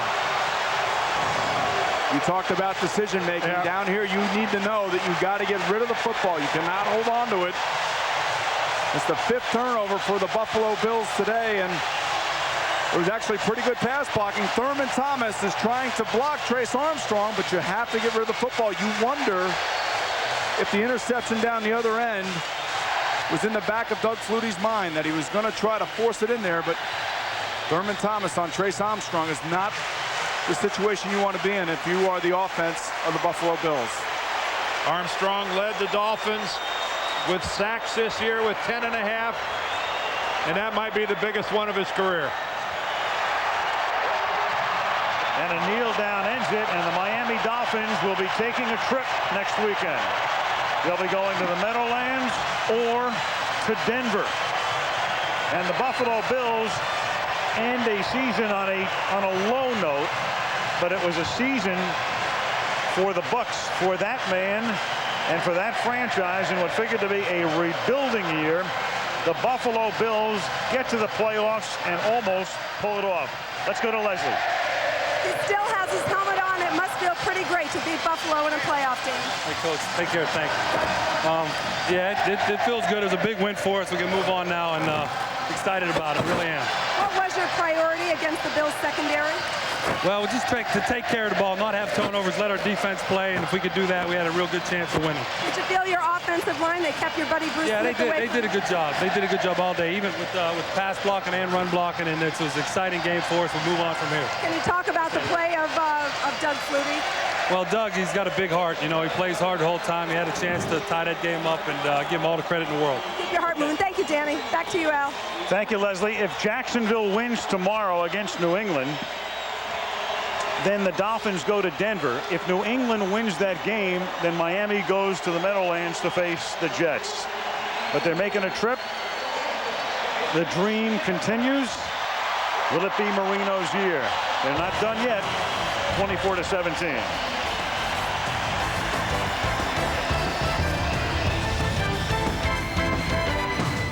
Nothing like postseason football, and a great game, and it was a fabulous game. 24-17. It had just about everything. The superstars and strategy and wild plays and craziness. It's all you could ask for. I think when they have the long completion, Buffalo on the first play of the game to Moulds, and then he fumbles it and it's recovered by Miami, that might have been our first indication that we were in for a wild and wacky day. Hey, how about the game that Eric Moulds had? He set records and really showed that everybody in this country that has not seen him, that he is really truly a terrific player. And Flutie Magic took it all the way down to the end, and unfortunately a matchup of Thurman Thomas trying to block a defensive end. Trace Armstrong couldn't hold up. You got to get rid of the football at the end of it. Can't hold it. There's just no substitute for being involved with playoff football. The electricity and the energy that's expended, it's just fun to be here. Sprint Business Flex mid-game report is coming up from New York. The second half of the doubleheader, of course, is Arizona at Dallas. 1 to go on, 1 to go home. 24-17. Miami wins it. So from Miami, Al Michaels along with Dan Dierdorf, Boomer Esiason, and Leslie Visser saying so long from Miami, where the Dolphin season continues. Sprint Business Flex Wildcard Saturday. Once again, Chris Berman. Well, if you're not ready for some football now, I don't know when the heck you're ever going to be. Chris Berman along with Tom Jackson. What a marvelous first game. Can the second one be close to that? Arizona at Dallas. We're going to discuss Miami's win over Buffalo in a moment. But first, let's get out to Mike Patrick for late news from Big D. Michael? Thank you, Chris. This was the scene at Texas Stadium at 1:06 Central Time. Deion Sanders arriving in the building. The Cowboys had to declare their inactives. He is not on the inactive list, so at least he will be in uniform today. Here's what he means to this ball club. The first part of the